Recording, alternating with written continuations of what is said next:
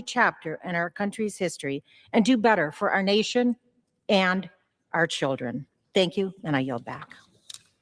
The chair recognizes the gentleman from Washington, Mr. Bumgardner, for 5 minutes.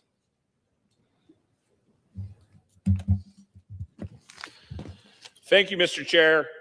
I rise today to celebrate $181 million in rural health care funding for the state of Washington. Not long ago, right here in this chamber, I joined my House Republican colleagues to pass the Working Families Tax Cut, the largest tax cut in American history. And when we voted for this, we also voted for a new rural health fund. And $181 million of this rural health care fund will go to transforming Washington state. And this is just the first round of funding, part of a 5-year, $50 billion commitment to rural health transformation. This $181 million to keep our rural hospitals' doors open, to upgrade critical infrastructure, to expand access to emergency care, and to protect maternal health, and to strengthen tribal health services. Rural health in Washington is one of the best places to live, work, and raise a family.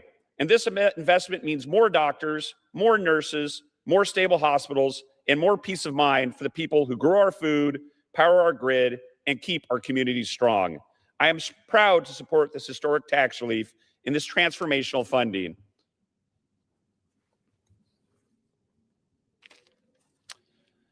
Mr. Speaker, I rise today to celebrate a special tradition of the Congressional delegation of Washington State. Just a year ago, I was sworn into the 119th Congress and welcomed as one of the 2 new members of the Washington Congressional delegation. And if you're wondering why I have an oil painting of a baby chick next to me right now, well, let me tell you, it's about one of the most charming traditions of our Washington delegation. The chick was bought at a charity fundraiser and presented to then freshman Congressman Joel Pritchard as a gift to his office in the early 1970s. Congressman Pritchard, as the story goes, wasn't too fond of the painting. So in true Washington fashion, he decided the honorable way to handle it was to re-gift the baby chick to the next new member of the Washington delegation. As such, he passed it on to Congressman Norm Dix in 1976, and then it went to Congressman Mike Lowry in 1979, and has been passed down ever since, with each new member of Washington State signing the back before giving it to the next new proud owner. The only congressman who didn't sign it was then Congressman Jay Inslee, and Congressman Inslee then lost his election. So when I was gifted the chick, I decided to give it a proper name, Baby J. And as I prepare to part ways with Baby J, to my Washington State colleague Emily Randall, I wanted to share this lighthearted piece of Washington delegation history and the spirit of continuity and camaraderie that it represents with the House of today. Thank you, Mr. Speaker. The chair. Thank you, Mr. Speaker. Today, I rise to celebrate the new football coach of Washington State University, Coach Kirby Moore. Just before the holidays, WSU hired Kirby Moore, a Washington native, as our new head coach. Kirby Moore is young, he's hungry, and he's armed with an impressive coaching resume. Coach Moore is ready to lead the Cougs to new heights in his first head coaching role. Kirby grew up going to Cougar football games and said, quote, "For me, this is home. We've got grandparents in the Palouse, aunts in Pullman and Spokane, and that his parents just built a house in the Tri-Cities, and that these are incredible memories for his kids, the same memories that he grew up with." So as such, Mr. Speaker, I welcome Coach Kirby Moore back to the Palouse, back home, and I look forward to his leadership of our Crimson and Gray. Go Cougs. And with that, Mr. Speaker, I yield back. This time. The chair recognizes the gentlewoman from California, Ms. Rivas, for 5 minutes.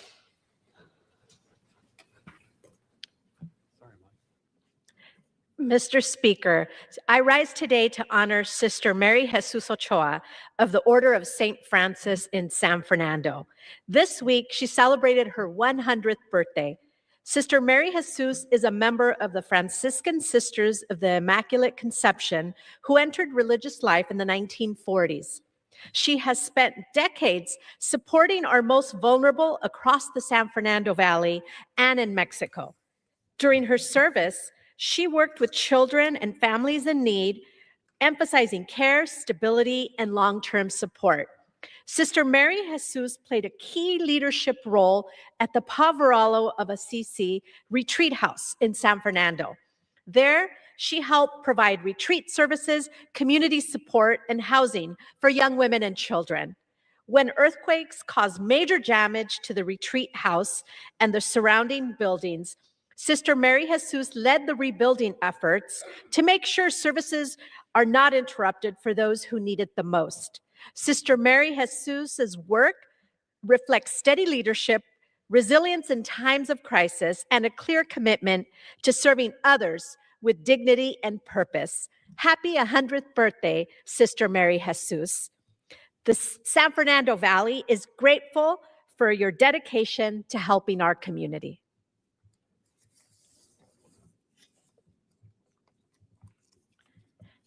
Mr. Speaker, here we are, the first voting week of 2026, and Republicans are bringing up bills on showerheads. They are not doing anything to address the affordability crisis, ICE terrorizing our communities, Trump's illegal and unconstitutional actions in Venezuela, or other states of emergency. They have not done so during this Congress, even during the Los Angeles wildfires, which broke out 1 year ago today. These fires destroyed 16,000 structures, displaced over 200,000 residents, and took 31 lives. The bravery of firefighters from across the country who worked tirelessly to put the fires out and minimize damage will not be forgotten.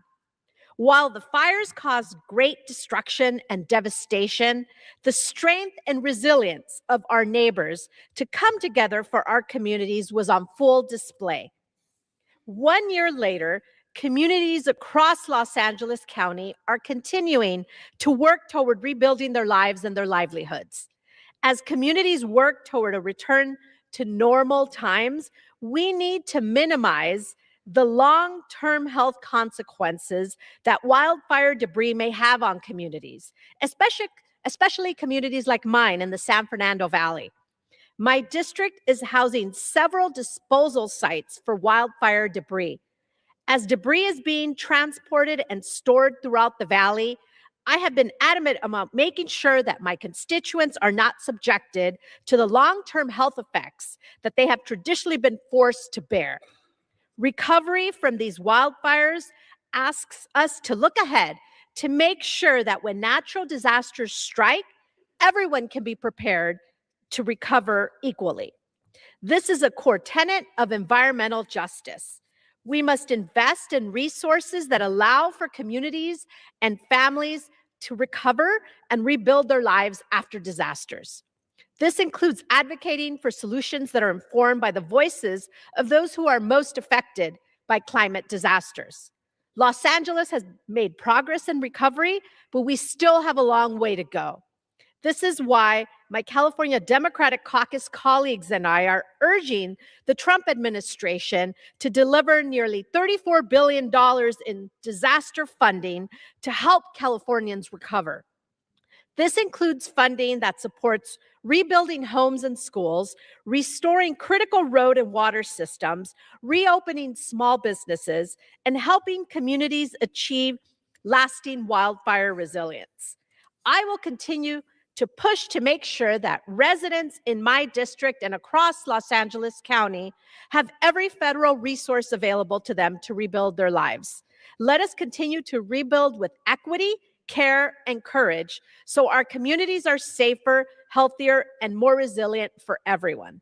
Thank you, and I yield back.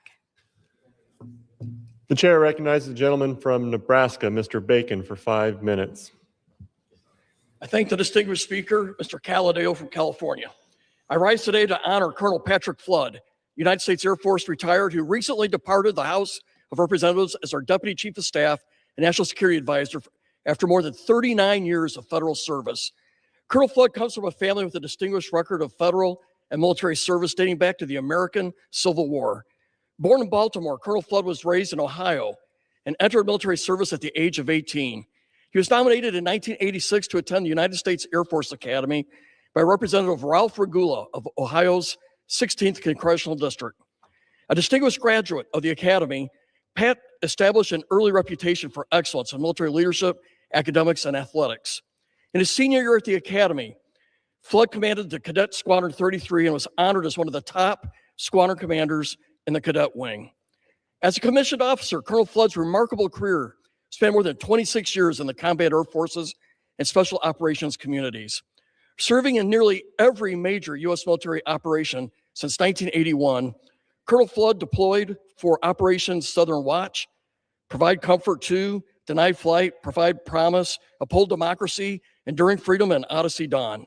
His distinguished record also includes 2 tours of duty in Korea with service as a corridor control officer for the Eastern Demilitarized Zone, service as a continuity of operations officer for the Air Force Chief of Staff during the 9/11 attacks on the Pentagon, and aviation duty as an RC-135 crew member flying long-range combat operations over Afghanistan. Selected to lead several of the Air Force's most engaged combat intelligence units from 2006 to 2013, Colonel Flood commanded the 55th Wing's 488th Intelligence Squadron at RAF Mildenhall, England, led the 603rd Intelligence, Surveillance, and Reconnaissance Division at Ramstein Air Force Base, Germany, and commanded the Distributed Ground Station 2 and the 548th Intelligence, Surveillance, and Reconnaissance Group at Beale Air Force Base, California. Following my election to the House in 2016, I invited Pat to help me establish our Washington, D.C. office. We both arrived in Congress in January of 2017 with no prior legislative leader experience, and without hesitation or any formal training, for the next 9 years, Pat selflessly committed himself to learning and mastering Congress's complex legislative processes.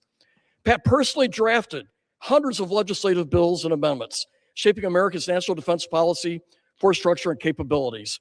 The results of his efforts have been remarkable, with a significant number of his proposals enacted into law via the National Defense Authorization Act and the Defense Appropriations Act from the years 2018 to 2025.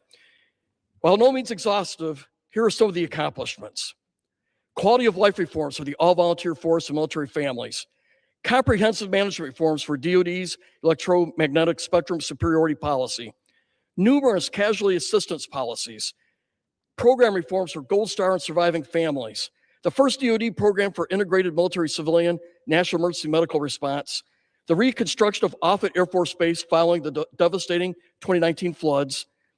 The DoD's Warfighter Brain Health Initiative. The elimination of Russian fuel at U.S. military installations in Europe. The significant expansion of the EA-37 Compass Call electronic attack combat aircraft fleet.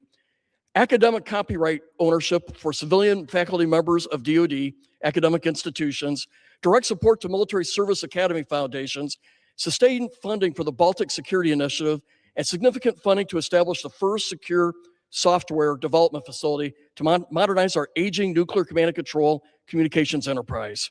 However, these legislative victories only tell a small part of the story of the impact Pat has had.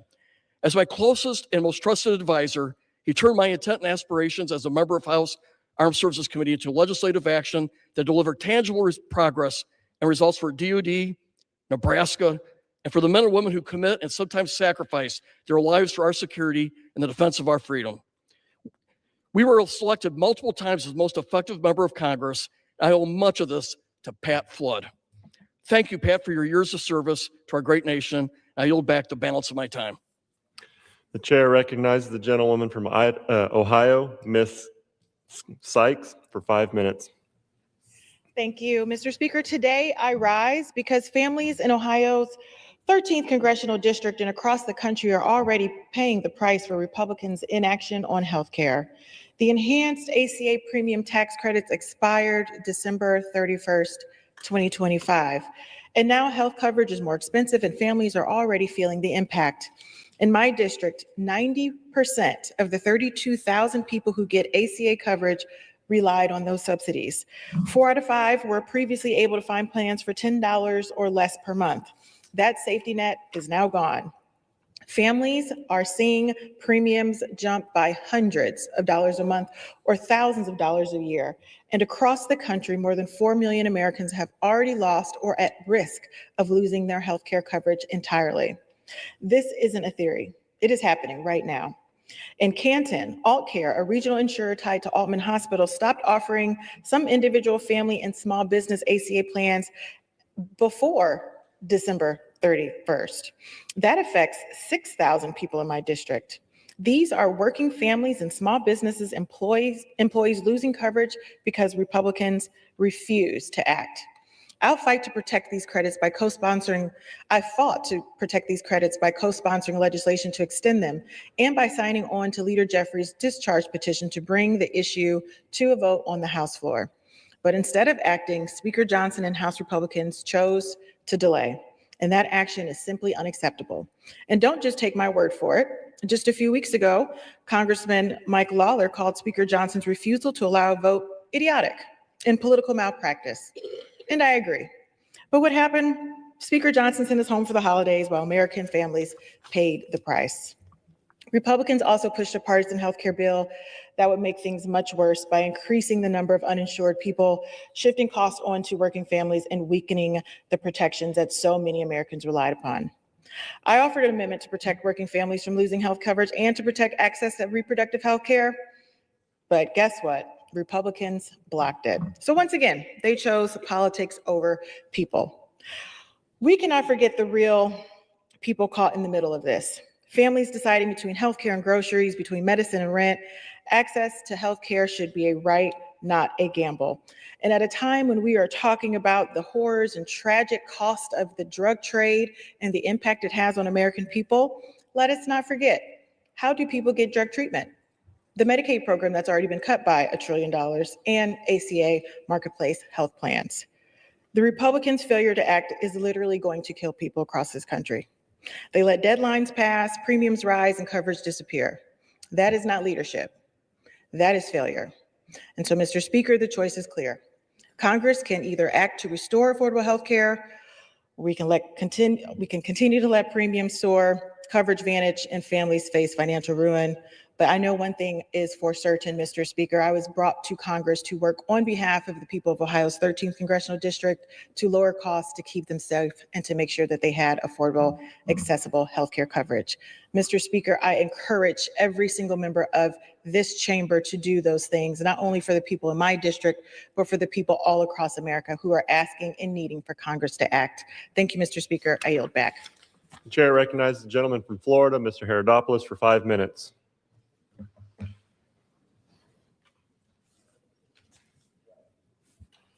Thank you, Mr. Speaker. I rise today to honor the life and service of Robert Neprath, who is proudly recognized as October Brevard County Veteran of the Month. He answered our nation's call during World War II, serving the United States Navy in both the Atlantic and Pacific theaters. As a petty officer, second class, he carried out vital responsibilities, supporting critical naval operations that contributed to Allied success in the Southwest Pacific. His service earned him multiple commendations, including the Asiatic Pacific Campaign Medal, the Philippine Liberation Medal, and the European African Middle Eastern Campaign Medal. After his military service, Mr. Neprath built a life rooted in family, hard work, and community in Brevard County. He was known as a devoted father, husband, and grandfather, and as a man who deeply believed in civic duty, the importance of voting, to safeguard our republic and our democratic values. Mr. Speaker, Brevard County and our nation is stronger because of patriots like Robert Neprath.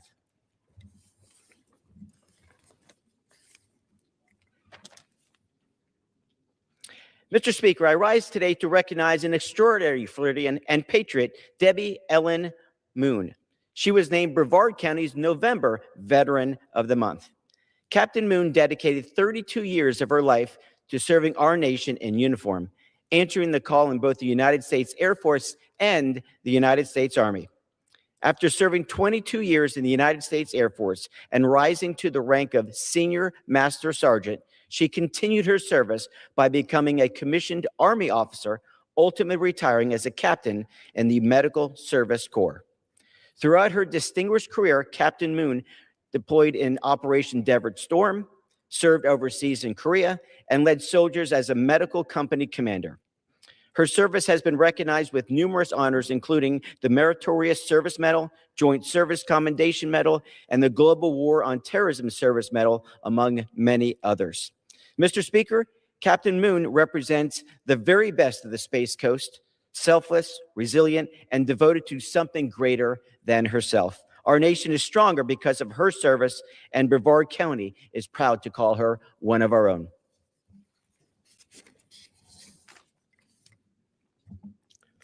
Mr. Speaker, I rise today to honor Luis Francisco Ramirez, who has been selected as January Brevard County Veteran of the Month.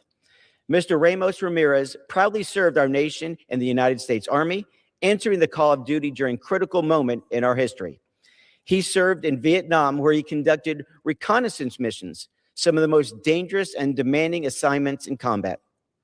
He served honorably, even volunteered to remain in Vietnam for additional time, demonstrating his extraordinary courage and selflessness. For his service, Mr. Ramos Ramirez earned the National Defense Service Medal, the Vietnam Service Medal, and 2 Bronze Service Stars, and the Vietnam Campaign Medal, decorations that reflect both his valor and his sacrifice. Like so many of our veterans, his legacy extends beyond the uniform. His commitment to protecting our freedoms remind us that the liberties we enjoy today were secured by Americans willing to put country before self. On behalf of Florida's Space Coast and a grateful nation, we thank Luis Francisco Ramos Ramirez for his service, his sacrifice, and his example of leadership. The chair recognizes the gentleman from New York, Mr. Latimer, for 5 minutes.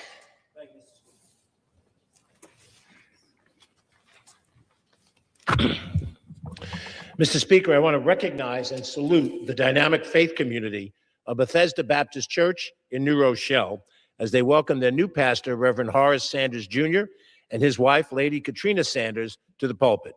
Bethesda Baptist will be celebrating this month over Installation Weekend, highlighted by a congregational celebration gala on Friday night, January 16th. The faithful of Bethesda have given God the glory for over 138 years, since 1888, with weekly Sunday services, Friday morning prayer line, Wednesday Bible study, programs for seniors on Tuesdays and Thursdays, food pantry for the needy and hungry, and programs targeted to the youth of the community. Pastor-elect Sanders served for over a decade at Mount Olivet Missionary Baptist Church in Schenectady and previously in Peekskill. His energetic leadership was on display last week when Bethesda hosted Watch Night services, joined by 2 other New Rochelle congregations. Reverend Sanders' sermon, Leave the Baggage Behind, was a perfect theme to start the new year and his new responsibilities at Bethesda. We welcome him and Lady Katrina to New Rochelle from the floor of the House of Representatives, and we look forward to his many contributions in the days to come.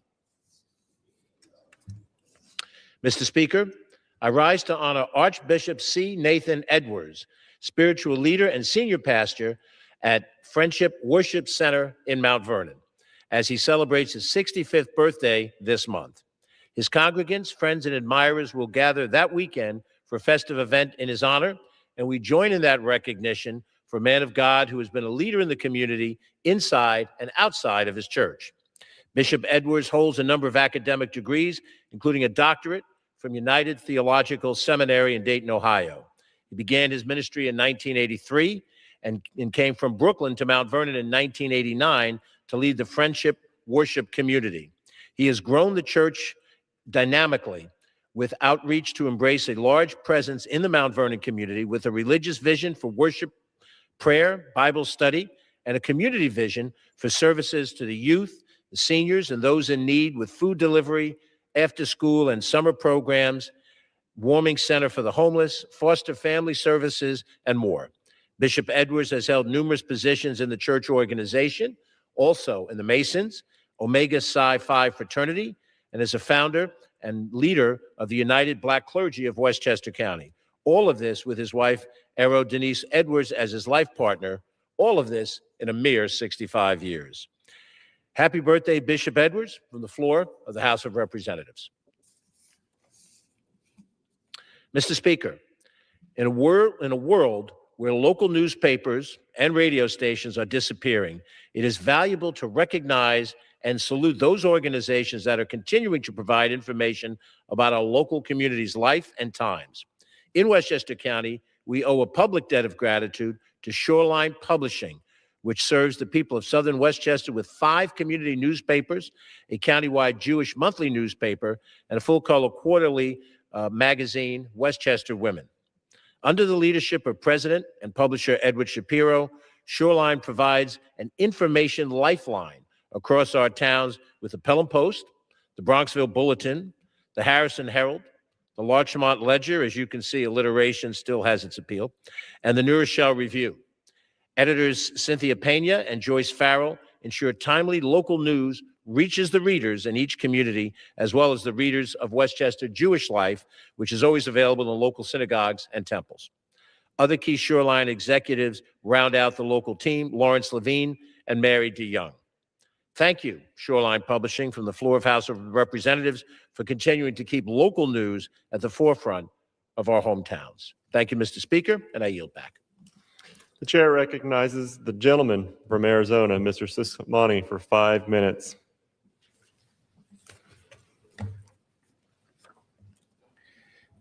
Thank you, Mr. Speaker. I rise today with a heavy heart to honor my friend, Dr. Calvin Baker, an education giant in our community who sadly passed away on December 26th this past year.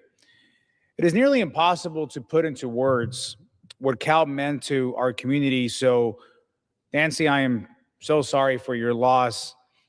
Cal Baker was a truly devoted husband, father, and friend, and a transformational leader in public education. For 32 years, Cal served as a superintendent of the Vail School District, dedicating his life to students, to educators, and families across Southern Arizona. During his tenure, Cal pioneered K-12 education in Arizona, guiding Vail's growth from fewer than 400 students to nearly 14,000 students by the time he retired in 2020. His legacy lives on through the Cal Baker Leadership Center, a lasting tribute to his service and vision. Cal is remembered for his strength, his wisdom, his faith, and deep love for his family and his community. Throughout his entire health battle, he kept a positive attitude and always had a smile to give. Though he's no longer with us, his impact will be felt for generations.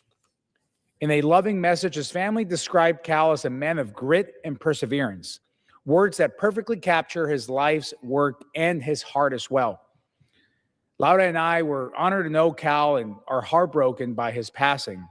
We are keeping his lifelong bride, Nancy, the love of his life, their family, and all who loved him in our prayers. We lost one of the greats. Thank you, Cal. Rest in peace, my friend.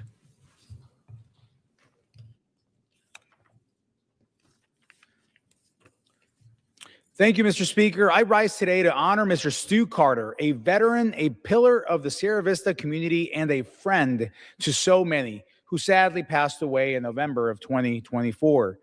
Stu Carter exemplified a life of service. He's a retired U.S. Air Force lieutenant colonel. He dedicated more than 45 years to military and federal service. Even after retiring, Stu continued giving back, combining his passion for cycling with a deep commitment to supporting fellow veterans. In 2017, Stu founded the VeloVet Sierra Vista, a nonprofit that provides disabled veterans with adaptive bicycles and a supportive community to help them regain mobility and also connection. Laura and I were honored to ride with Stu and the VeloVets in 2024, and again this past December for the inaugural Stu Carter Memorial Ride held in his honor. Through VeloVets, Stu became a vital resource for veterans living with physical injuries and PTSD. He also served as a president of Cochise Bicycle Advocates, helping secure grants that brought dozens of bikes, bike racks, and bicycles to Sierra Vista and improved cycling safety and accessibility. Beyond cycling, Stu served numerous organizations, including the Air Force Association of Arizona, the Sierra Vista Commission on Disability Issues, the Southern Arizona Veterans Memorial Cemetery Foundation, and the Volunteer Interfaith Caregiving Program. He's remembered for his compassion, organization, and tireless dedication to others as well.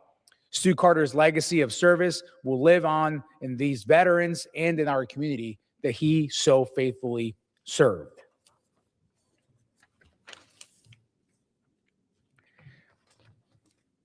Thank you, Mr. Speaker. I rise today. Well, that's the last one that I have. Mr. Speaker, I yield back. Thank you. The chair recognizes the gentlewoman from Connecticut, Ms. Hayes, for 5 minutes. Thank you, Mr. Speaker. I rise today to celebrate the life of Joyce Reed Coleman, who passed away on December 15th after a courageous battle with cancer. Poochie, as she was affectionately known, was beloved by the community. After overcoming many challenges in life, she decided to channel all of her energy to giving back. While employed at the Seaman Company, she spearheaded many annual events and programs for employees, including the Haunted Cafe for the children of employees, a Thanksgiving feast, and a Christmas extravaganza. Joyce created big, bold, and beautiful productions to expand her service work to the Waterbury community. As an entrepreneur, she opened New York Handbags Plus Dresses in downtown Waterbury. Through her organization, Joyce provided the means to send children to the prom. She worked closely with all of the high schools to select students to receive services. These services included gowns, tuxedos, shoes, haircuts, hairstyling, manicures, pedicures, all the accessories, flowers, pictures, and even transportation. Her love for children inspired her to create the Back to School Kids Day, an all-day event providing food, games, activities, and free haircuts for all of the children. Her love for her community was unprecedented. During the holiday season, her organization would provide Thanksgiving dinner to the homeless and those in need, toys for children, and blankets for the sick and shut-in. Even as she was in hospice, she hosted a large Thanksgiving dinner this last Thanksgiving. Joyce dedicated her life to God and was a faithful servant at the Grace Baptist Church in Waterbury, Connecticut. Her generous, giving, and loving spirit made her a unique blessing to so many. Her work was celebrated in the city of Waterbury and throughout the state of Connecticut. To say that her loving spirit will be missed by all who knew her is an understatement. I pray for her husband, Gene, and the family, and I say today that Joyce, you will surely be missed. Rest well, Gucci. You've earned it. And with that, I yield back. The chair recognizes the gentlewoman from New Jersey, Ms. Poe, for 5 minutes.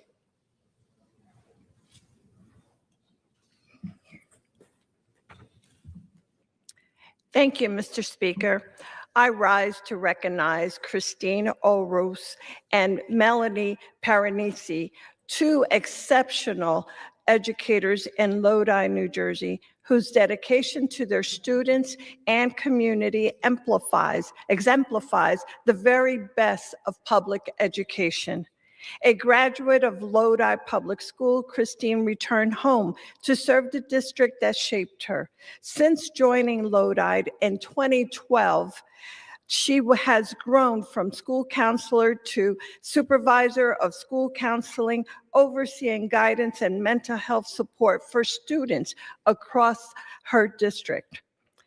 Working with first-generation college aspirants, English language learners, and students from working-class families, Christine has demystified college applications and financial aid. She has opened doors that once seemed out of reach. Her leadership has helped raise Lodi's high school graduation rate from roughly 3 in 4 students to nearly 90%. Melanie Paranisi, an English teacher at high school, brings the same commitment to her classroom every single day. With 2 decades in the profession and 7 years serving Lodi students, Melanie's lesson encouraged critical thinking and creativity. She also pioneered an academic yearbook course allowing students to design, write, and produce the school's yearbook, building collaboration and pride in their work. Colleagues praised her exceptional ability to make every student feel seen and valued. Both Christine and Melanie were named New Jersey Exemplary Educator in 2025, an honor reserved for educators who demonstrate true leadership and positive influence on students and colleagues. At a time when school districts face growing challenges and diminishing resources, educators like Christine and Melanie continue to step up, providing stability, opportunity, and hope for young men and women. Together, their work reminds us that investment in public education is ultimately an investment in our communities and our future. Christine and Melanie represents the very best of public education, and I am proud to honor them today.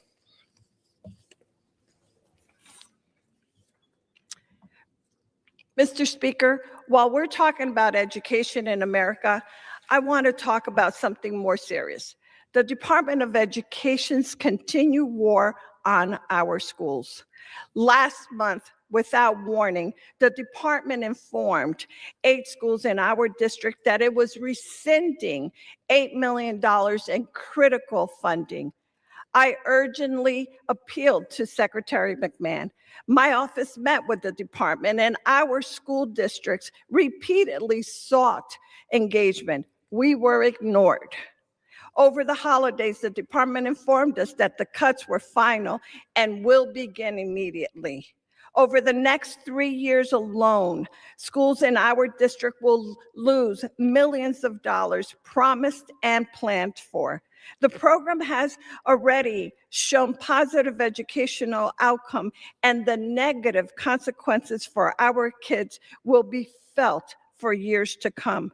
Our school districts have been willing to work with the Trump administration to remedy any issue to find a fair path forward, but that willingness has not been matched. Across the U.S., the Department of Education is dismantling public schools. New Jersey is the latest victim. I will continue working with our district school officials to use every single tool available to restore this funding and to fight to support public education. I will not give up on our children. Thank you, Mr. Speaker. I yield back. The chair recognizes the gentleman from Pennsylvania, Mr. Smucker, for 5 minutes. Thank you, Mr. Chairman. Today, I rise to recognize and thank an extraordinary public servant, Joanne Horn, who has retired after decades of faithful service to the people of Pennsylvania's 11th Congressional District. Joanne has been a valued member of my staff since 2017, and before that, she served for 20 years working for Congressman Joe Pitts. For nearly 3 decades, Joanne has been a steady, compassionate presence for constituents across the 11th District who needed help navigating Washington's vast alphabet soup of agencies and departments. We did some calculation, and during her time in my office alone, not counting her time with Congressman Pitts, Joanne helped more than 7,500 individuals, secured over $46.8 million in savings and benefits that were rightfully owed to the people we serve. But those numbers only tell part of the story. Joanne helped seniors with Social Security, families navigating economic assistance during COVID, veterans, and countless others who felt overwhelmed and unheard until Joanne stepped in. She didn't just do casework, is what we call it. She actually changed lives. Joanne treated every constituent with dignity, persistence, and care, and she never gave up on someone who needed help. There's truly no one quite like Joanne Horn. Our office, our district, and our Commonwealth are better because of her service, and we are deeply grateful as she begins this next chapter. Mr. Speaker, I am pleased to congratulate and recognize Roots Country Market on their 100th anniversary. Roots Country Market is a farmer's market and auction based in Manheim, Pennsylvania. The market's history stretches back to 1925, when it was founded by A.W. Root as a poultry auction. Since then, they've expanded to include homegrown produce, handmade goods, and a flea market, the last of which was acquired in 2005. Today there are 250 stands in Roots Country Market, 180 stands at Roots Old Mill Flea Market across the street, and 2 auctions. Roots operates every Tuesday year-round and sees up to 10,000 visitors each week. While seeing tremendous growth in the century since its founding, the market has stayed true to its roots. Roots remains family-owned and is currently led by 5th-generation market master Emily Longnecker Rainier. What began as a poultry auction a century ago has become a staple of Lancaster County's heritage. As Roots Country Market celebrates 100 years in business, I thank the family and their stand holders for making our community a vibrant place. Congratulations to Roots Country Market, and I wish them another century of success. Mr. Speaker, I'm pleased to congratulate and recognize the 3 individuals from Pennsylvania's 11th Congressional District who were installed as 2025 to 26 state officers for the Pennsylvania FFA. State President Sarah Firestone, State Vice President Sarah Bollinger, and State Secretary Leah Flinchbach. Having emerged from a vigorous nomination and election process, a total of 7 state officers were chosen to lead the Pennsylvania FFA this year. 3 of the 7 individuals belong to chapters in Pennsylvania's 11th Congressional District. Sarah Firestone, the new president, is a member of the Garden Spot FFA chapter and a graduate of Lampeter Strasburg High School. The new vice president, Sally Bollinger, a member of the Cloister FFA chapter and graduate of Ephrata High School. And the new secretary, Leah Flinchbach, a member of the Eastern York FFA chapter and graduate of Eastern York High School. Agriculture is crucial to Lancaster and York counties, and the newly elected officers have demonstrated both passion and knowledge of our local community. I commend Sarah Firestone, Sally Bollinger, and Leah Flinchbach for their leadership in the Pennsylvania FFA. As they settle into their new roles and prepare for bright futures ahead, I wish them continued success in all of their endeavors. Thank you, Mr. Speaker. I yield back. The chair recognizes the gentlewoman from California, Ms. Chu, for 5 minutes.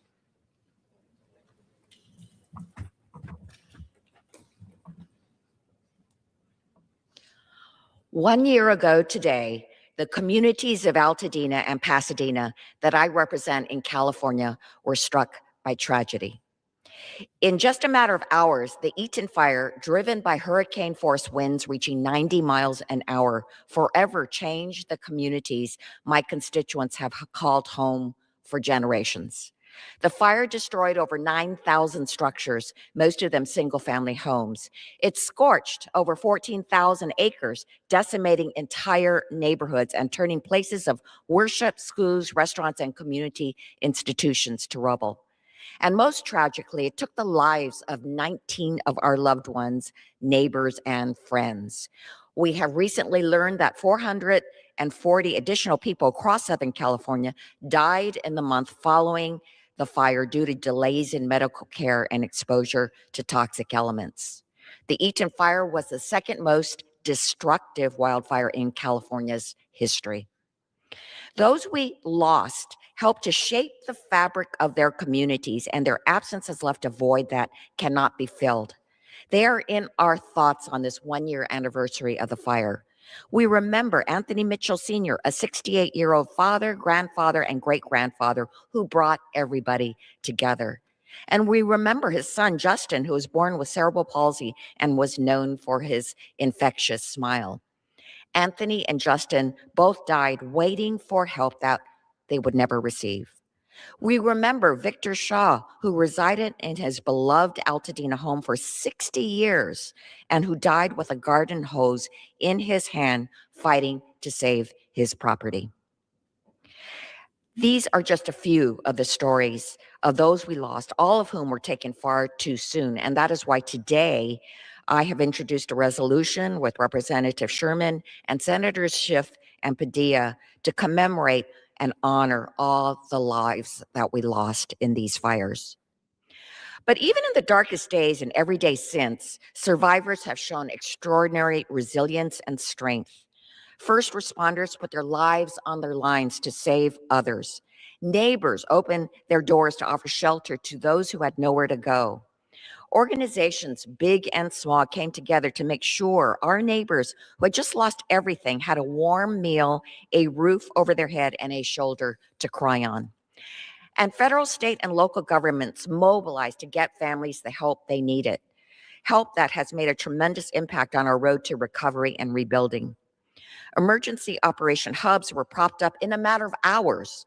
Recovery centers were created at an amazingly rapid speed so that survivors could access free individualized guidance and assistance when they needed it most. And on top of that, FEMA approved over $150 million in housing and other emergency assistance.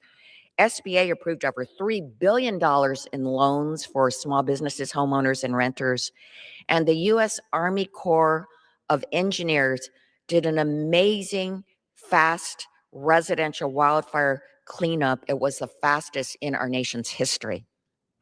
These efforts saved lives and laid the groundwork for recovery, but the work is nowhere close to being complete. And every day that Congress and the Trump administration continue to delay, recovery becomes harder and more expensive. Families have already waited a year while rebuilding costs rise, housing shortages deepen, and displacement assistance expires. Disaster aid is not a favor, it is a responsibility. Today, 70% of Eaton fire survivors have not yet returned home, and the majority have not even begun the arduous process of rebuilding. Almost half of survivors still reside in either temporary or unstable housing. Families are exhausting their savings, taking on debt, skipping medical care, and making impossible choices just to get by. Small businesses are struggling to reopen, and families whose homes are still standing but are contaminated with dangerous toxins are being forced to decide between a place to sleep and their health. Survivors need our help, and they need it right now. And that is why I say something very important. President Trump and congressional Republicans must fulfill their responsibility to help communities impacted by disaster and fully deliver Governor Newsom's $34 billion disaster supplemental request with no strings attached. I've joined Democrats and Republicans across California in urging the administration to act immediately. Families can't afford further delay. We do not abandon people The after gentlewoman's time has disaster. expired. And I yield back. Chair recognizes the gentlewoman from Colorado, Ms. DeGette, for 5 minutes.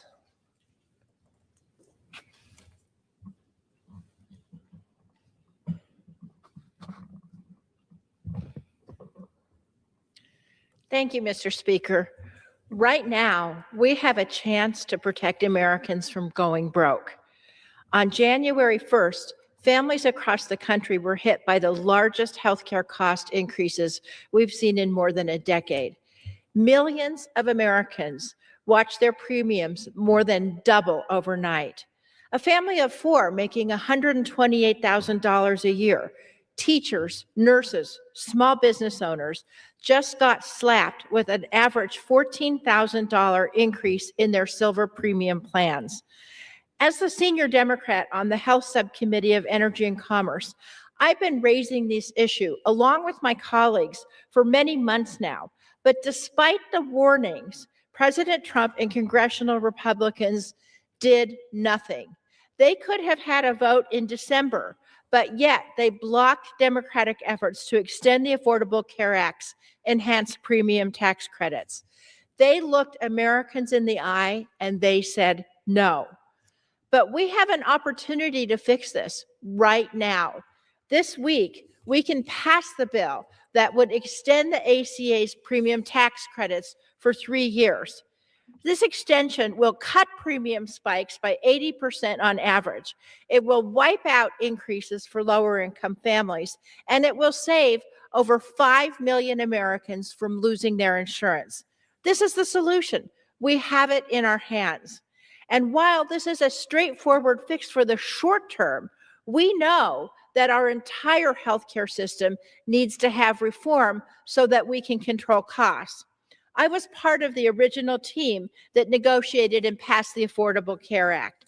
While we were forced to accept less than the universal health care plan we wanted, we secured protections that have since saved tens of thousands of lives, ending discrimination against people with pre-existing conditions, letting parents keep their kids on their insurance policies while the kids start their career, guaranteeing that every plan covers basic essential care. The majority, since that time, in the last 15 years, has tried to destroy it. They have voted more than 70 times to repeal the Affordable Care Act, and always with no replacement. 70 times. They've subjected the ACA to death by 1,000 cuts, offering nothing but snake oil alternatives like high deductible plans and health savings accounts that would leave families high and dry. When we passed the ACA on this floor, I said, this is just a start to affordable universal health care. Democrats have worked to improve the ACA. That's why we passed the tax credits in the first place. Millions of people signed up, and they were able to sleep without worrying about one hospital visit bankrupting their family. My colleagues on the other side want to rip that away for reasons I have no idea. This crisis has shown the only solution is ultimately universal health care. I've been a co-sponsor of the Medicare for All Act since day one because I know it will guarantee a healthy nation. Unfortunately, my colleagues across the aisle have made it crystal clear they have no appetite for meaningful reforms like Medicare for All. So here's what we need to do right now. We need to extend the enhanced tax credits. They're the only thing standing between millions of Americans and complete financial devastation. In my state of Colorado, we did the right thing. The state stepped in with our own tax credit, but not every state is Colorado. Americans in states like Florida and Texas will be out of luck. And in Colorado and every other state, we can't afford to take this burden on forever. We need a nationwide solution. And we have the votes for this fix. 4 Republicans joined us in the petition to bring this bill to the floor. We must pass it, bring it to the floor, pass it in the House, and send it over to the Senate this week. And President Trump must sign it into law. If we don't, here's the reality. Families will drop health coverage to put food on the table, gambling with their lives. Medical debt will bury them, bill by bill, week by week. They'll keep waiting for the Trump health care plan that will be promised, but will never come. For anybody at home sitting there asking, do the Republicans know what they're doing? The answer is, sadly, yes, they do. Americans are watching. They know that the Democrats are fighting like hell for them and for their health care. Now they're waiting to see if the majority has any conscience left. It's time to vote yes. Pursuant to Clause 12A of Rule 1, the chair declares the House in recess until noon today.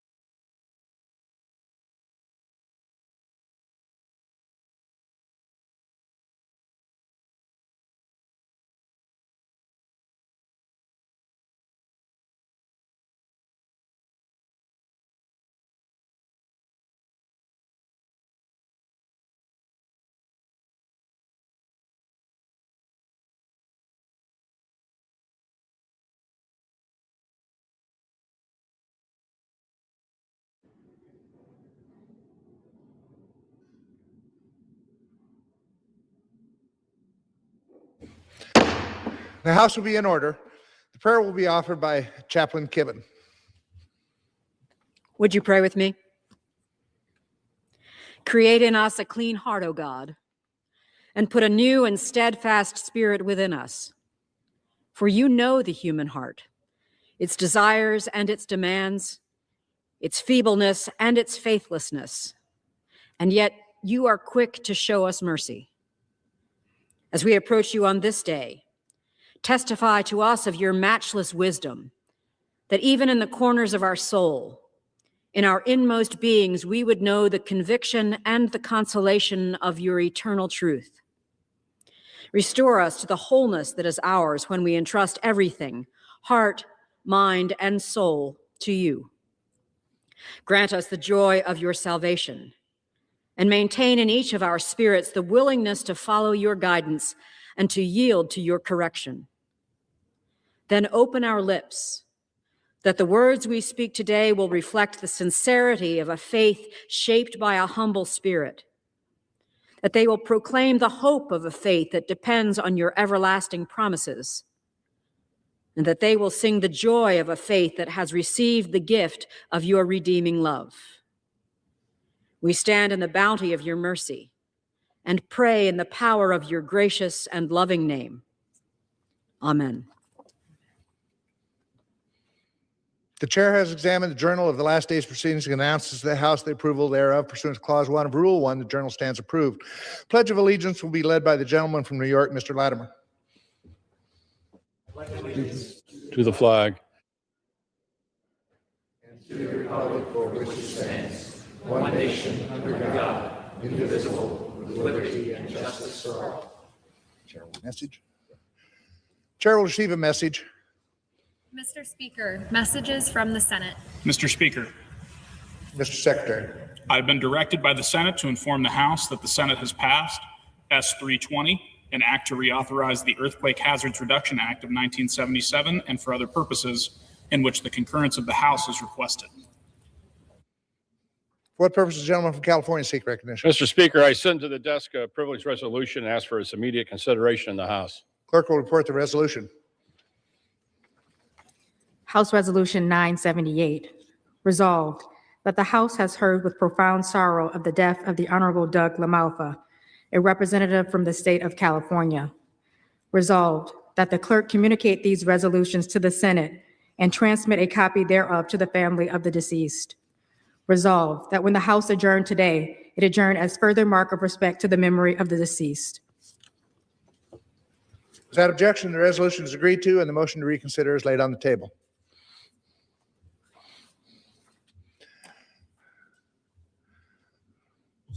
The chair will entertain up to 15 requests for 1-minute speeches on each side of the aisle.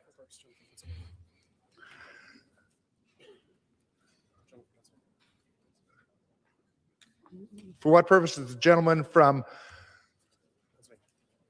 Pennsylvania seek recognition?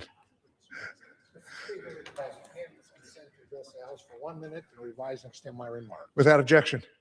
Thank you, Mr. Speaker. Mr. Speaker, I rise today to recognize Lycoming County Sheriff Mark Lusk, who retired Monday after 50 years of outstanding community service. Mark was elected as Lycoming County Sheriff in 2009 and served in this role for 4 consecutive terms. Over his 50-year career, Mark has held a variety of positions, including patrolman, criminal investigator, corporal, chief of police, and deputy coroner. Mark's leadership has been pivotal, and he was responsible for many rescue operations when the county experienced major floods. Beyond his role as sheriff, Mark has volunteered for the Old Lycoming Township Volunteer Fire Company for 45 years.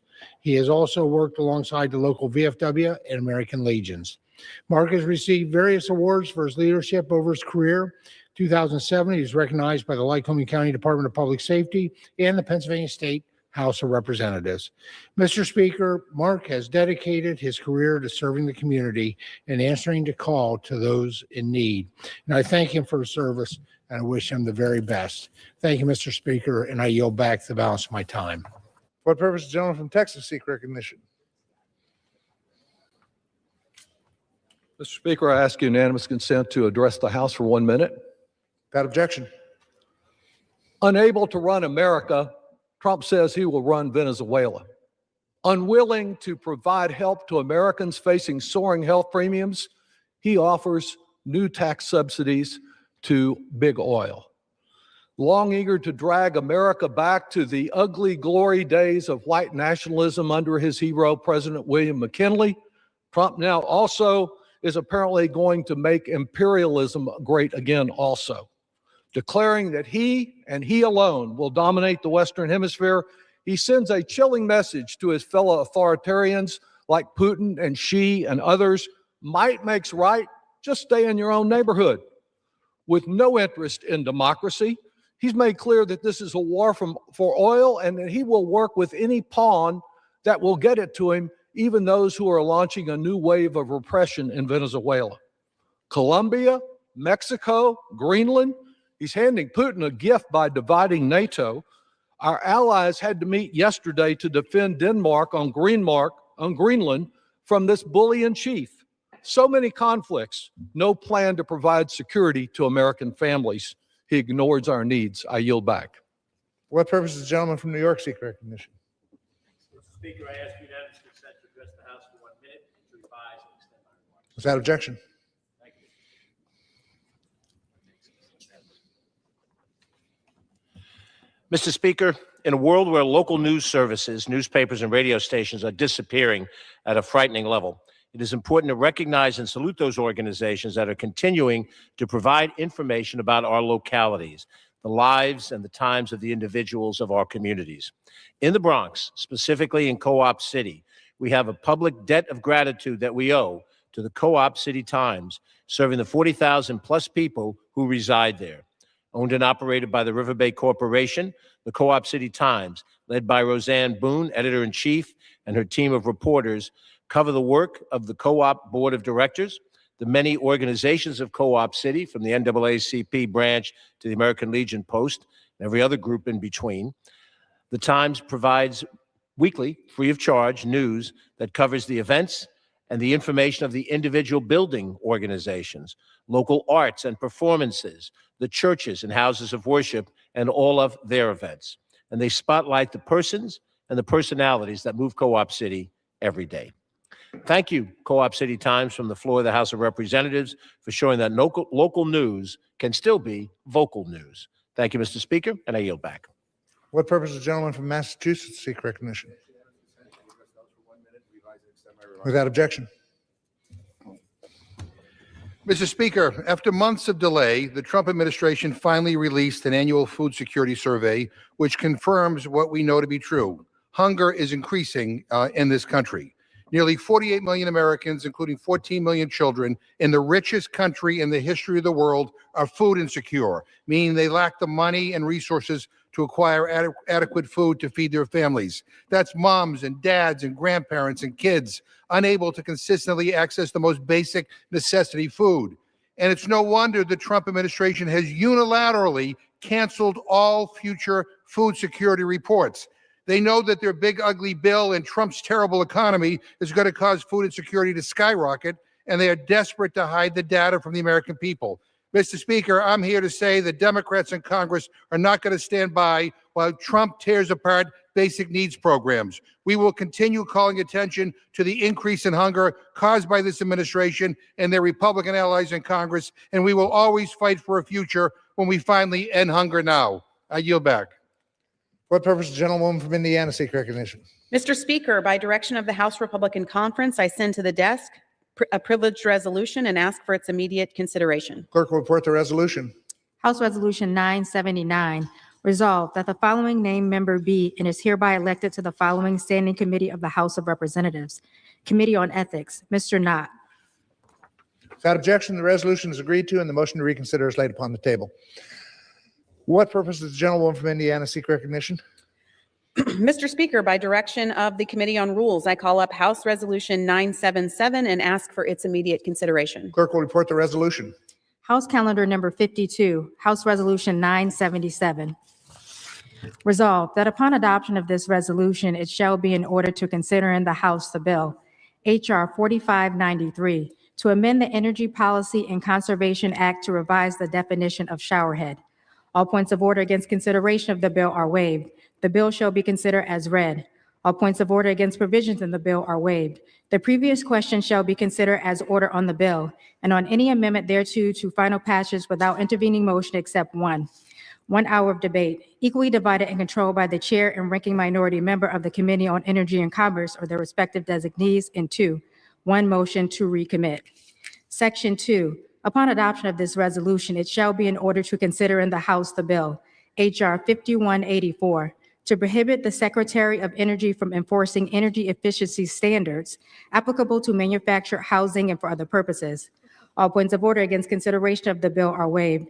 The amendment in the nature of a substitute recommended by the Committee on Energy and Commerce, now printed in the bill, shall be considered as adopted. The bill as amended shall be considered as read. All points of order against provisions in the bill as amended are waived. The previous question shall be considered as order on the bill as amended, and on any further amendment thereto to final passage without intervening motion except one. 1 hour of debate, equally divided and controlled by the chair and ranking minority member of the Committee on Energy and Commerce or their respective designees, and 2, 1 motion to recommit. Section 3, upon adoption of this resolution, it shall be in order to consider in the House the bill, H.R. 6938, making consolidated appropriations for the fiscal year ending September 30th, 2026, and for other purposes. All points of order against consideration of the bill are waived. The bill shall be considered as read. All points of order against provisions in the bill are waived. The previous question shall be considered as order on the bill, and on any amendment thereto to final passage without intervening motion except one. 1 hour of debate, equally divided and controlled by the chair and ranking minority member of the Committee on Appropriations or their respective designees. 2, proceedings under Section 4 of this resolution, and 3, 1 motion to recommit. Section 4, the proceedings referred to in Section 3 of this resolution are as follows. A, after debate pursuant to Section 3 of this resolution, the chair shall, in the order specified by the chair, put the question on 1, retaining Division A, and 2, retaining Divisions B and C. B, the yeas and nays shall be considered as order on each of the questions under subsection A. And C, after disposition of the questions under subsection A, the chair shall put the question on engrossment and third reading of the text, comprising those portions of the bill retained pursuant to subsection A. Section 5, in the engrossment of H.R. 6938, the clerk shall conform divisions and section numbers and make related corrections to cross-references in the event a portion of the bill is not retained, pursuant to Section 4 of this resolution. Section 6, the chair of the Committee on Appropriations may insert in the congressional record, not later than January 9th, 2026, such material as he may deem explanatory of H.R. 6938. Gentleman from Indiana is recognized for 1 hour. Mr. Speaker, for the purpose of debate only, I yield the customary 30 minutes to the gentleman from Massachusetts, Mr. McGovern, pending which I yield myself such time as I may consume. Gentleman is recognized. During the consideration for this resolution, all time yielded is for the purpose of debate only. Mr. Speaker, I ask unanimous consent that all members have 5 legislative days to revise and extend their remarks. Without objection. Earlier this morning, the Rules Committee met to produce a rule, H.Res. 977, providing for the House's consideration on the following 3 bills. First, the rule provides for H.R. 4593, the Shower Act, to be considered under a closed rule. It provides 1 hour of debate, equally divided and controlled by the chair and ranking minority member of the Energy and Commerce Committee or their respective designees, and provides for 1 motion to recommit. Second, the rule provides for H.R. 5184, the Affordable Homes Act. H.R. 5184 would be considered under a closed rule. It also provides for 1 hour of debate, equally divided and controlled by the chair and ranking minority member of the Energy and Commerce Committee or their respective designees, and provides for 1 motion to recommit. Third, the rule provides for H.R. 6938, Commerce, Justice, Science, Energy and Water Development, and Interior and Environment Appropriations Act 2026.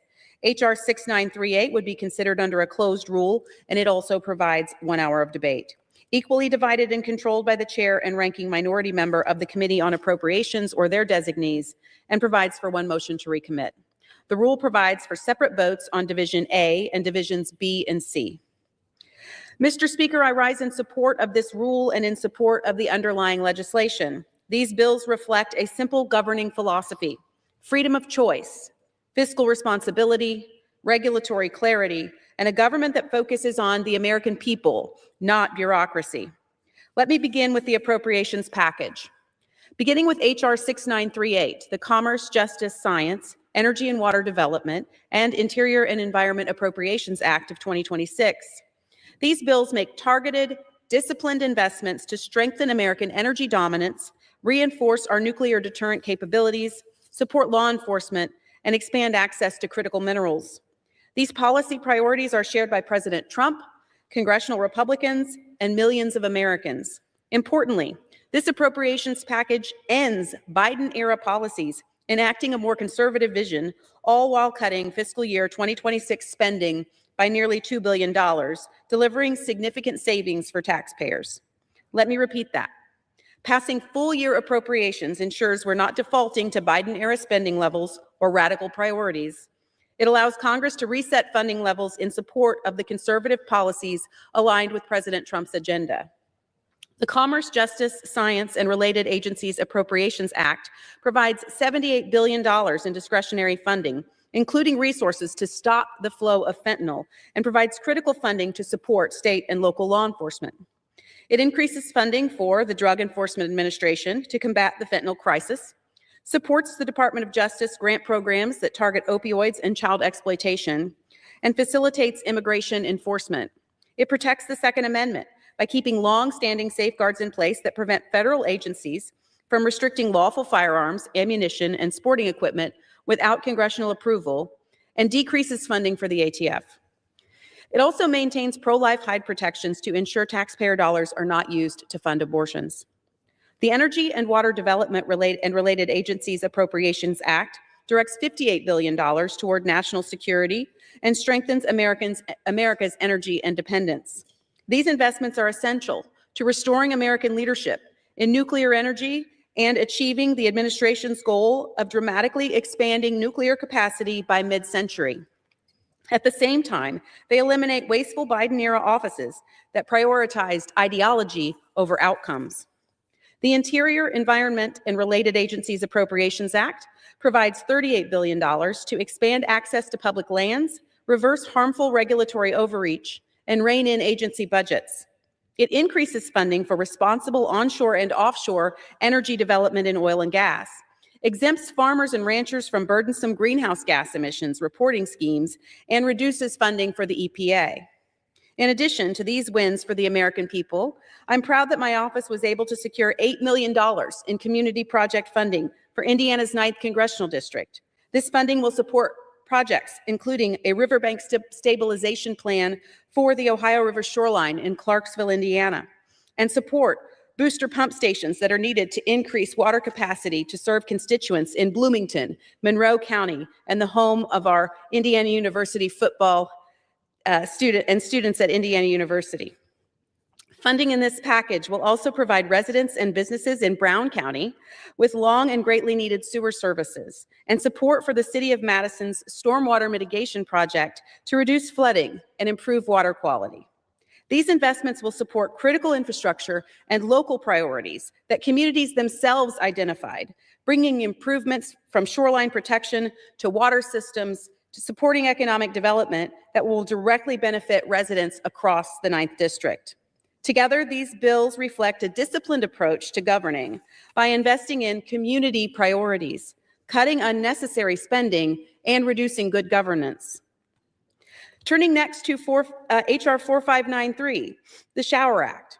This is a simple bill with a simple goal: end the regulatory whiplash and return consumer choice and common sense to a basic household product.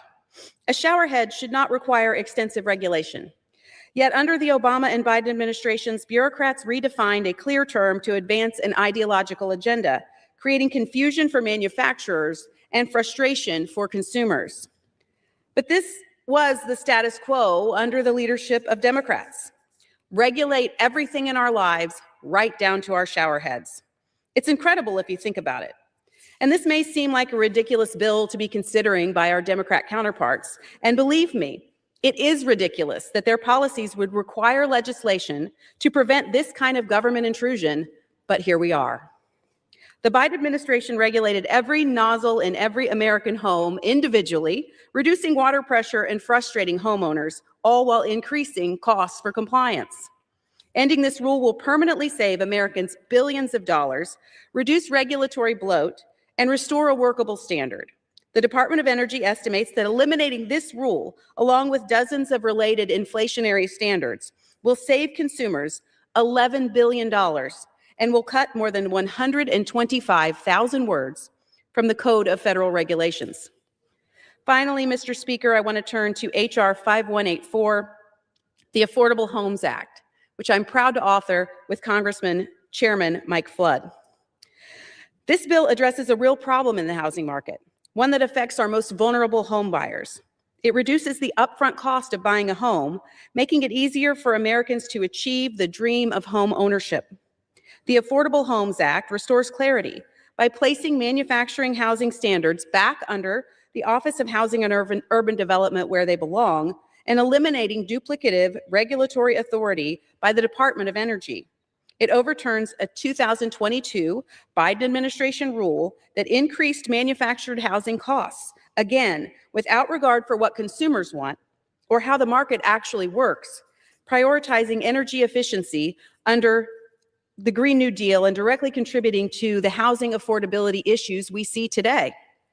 The objective here is clarity, so manufacturers can build more homes and families can afford them.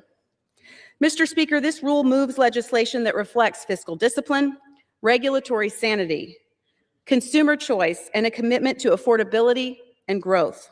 I urge my colleagues to support the rule and the underlying bills. I reserve the balance of my time. Gentlewoman reserves the balance of her time. Gentleman from Massachusetts. Yeah, thank you, Mr. Speaker, and I want to thank the gentlelady from Indiana for yielding me the customary 30 minutes, and I yield myself such time as I may consume. Gentleman's recognized. Mr. Speaker, it's a new year in America, but judging by the remarks of the gentlelady from Indiana, it's the same old Republican Party. Because here's where we're at on January 7th, 2026. We have a Republican president who promised to put America first. Instead, in just under a year, he has bailed out Argentina, bombed Venezuela, gave Qatar an Air Force base in Idaho, pardoned the former Honduran drug trafficking president, and cozied up to dictators all around the world. We have a Republican majority that promised to bring down prices. Guess what? Prices are going up. Families across this country are hurting. People are losing health coverage because you guys chose deliberately, Mr. Speaker, to let the Affordable Care Act tax credits expire. Rent keeps going up. Grocery prices keep going up. Paychecks are not keeping pace. Meanwhile, the President of the United States is openly boasting that America is now running a foreign country. His own advisors can't even answer basic questions about what the hell comes next, what the plan is, how this ends, or when the Venezuelan people can expect democracy. And we have a Speaker of the House who is the weakest and most incompetent Speaker of the House in the history of this body. I mean, honest to God, Mr. Speaker, I don't know whether that's a good thing for the country or a bad thing. On one hand, he's so incompetent he can't get anything done. On the other hand, the things he wants to get done are crazy. You know, and don't ask him his opinion on anything. He doesn't have one. He doesn't watch the news. I don't even think he goes outside.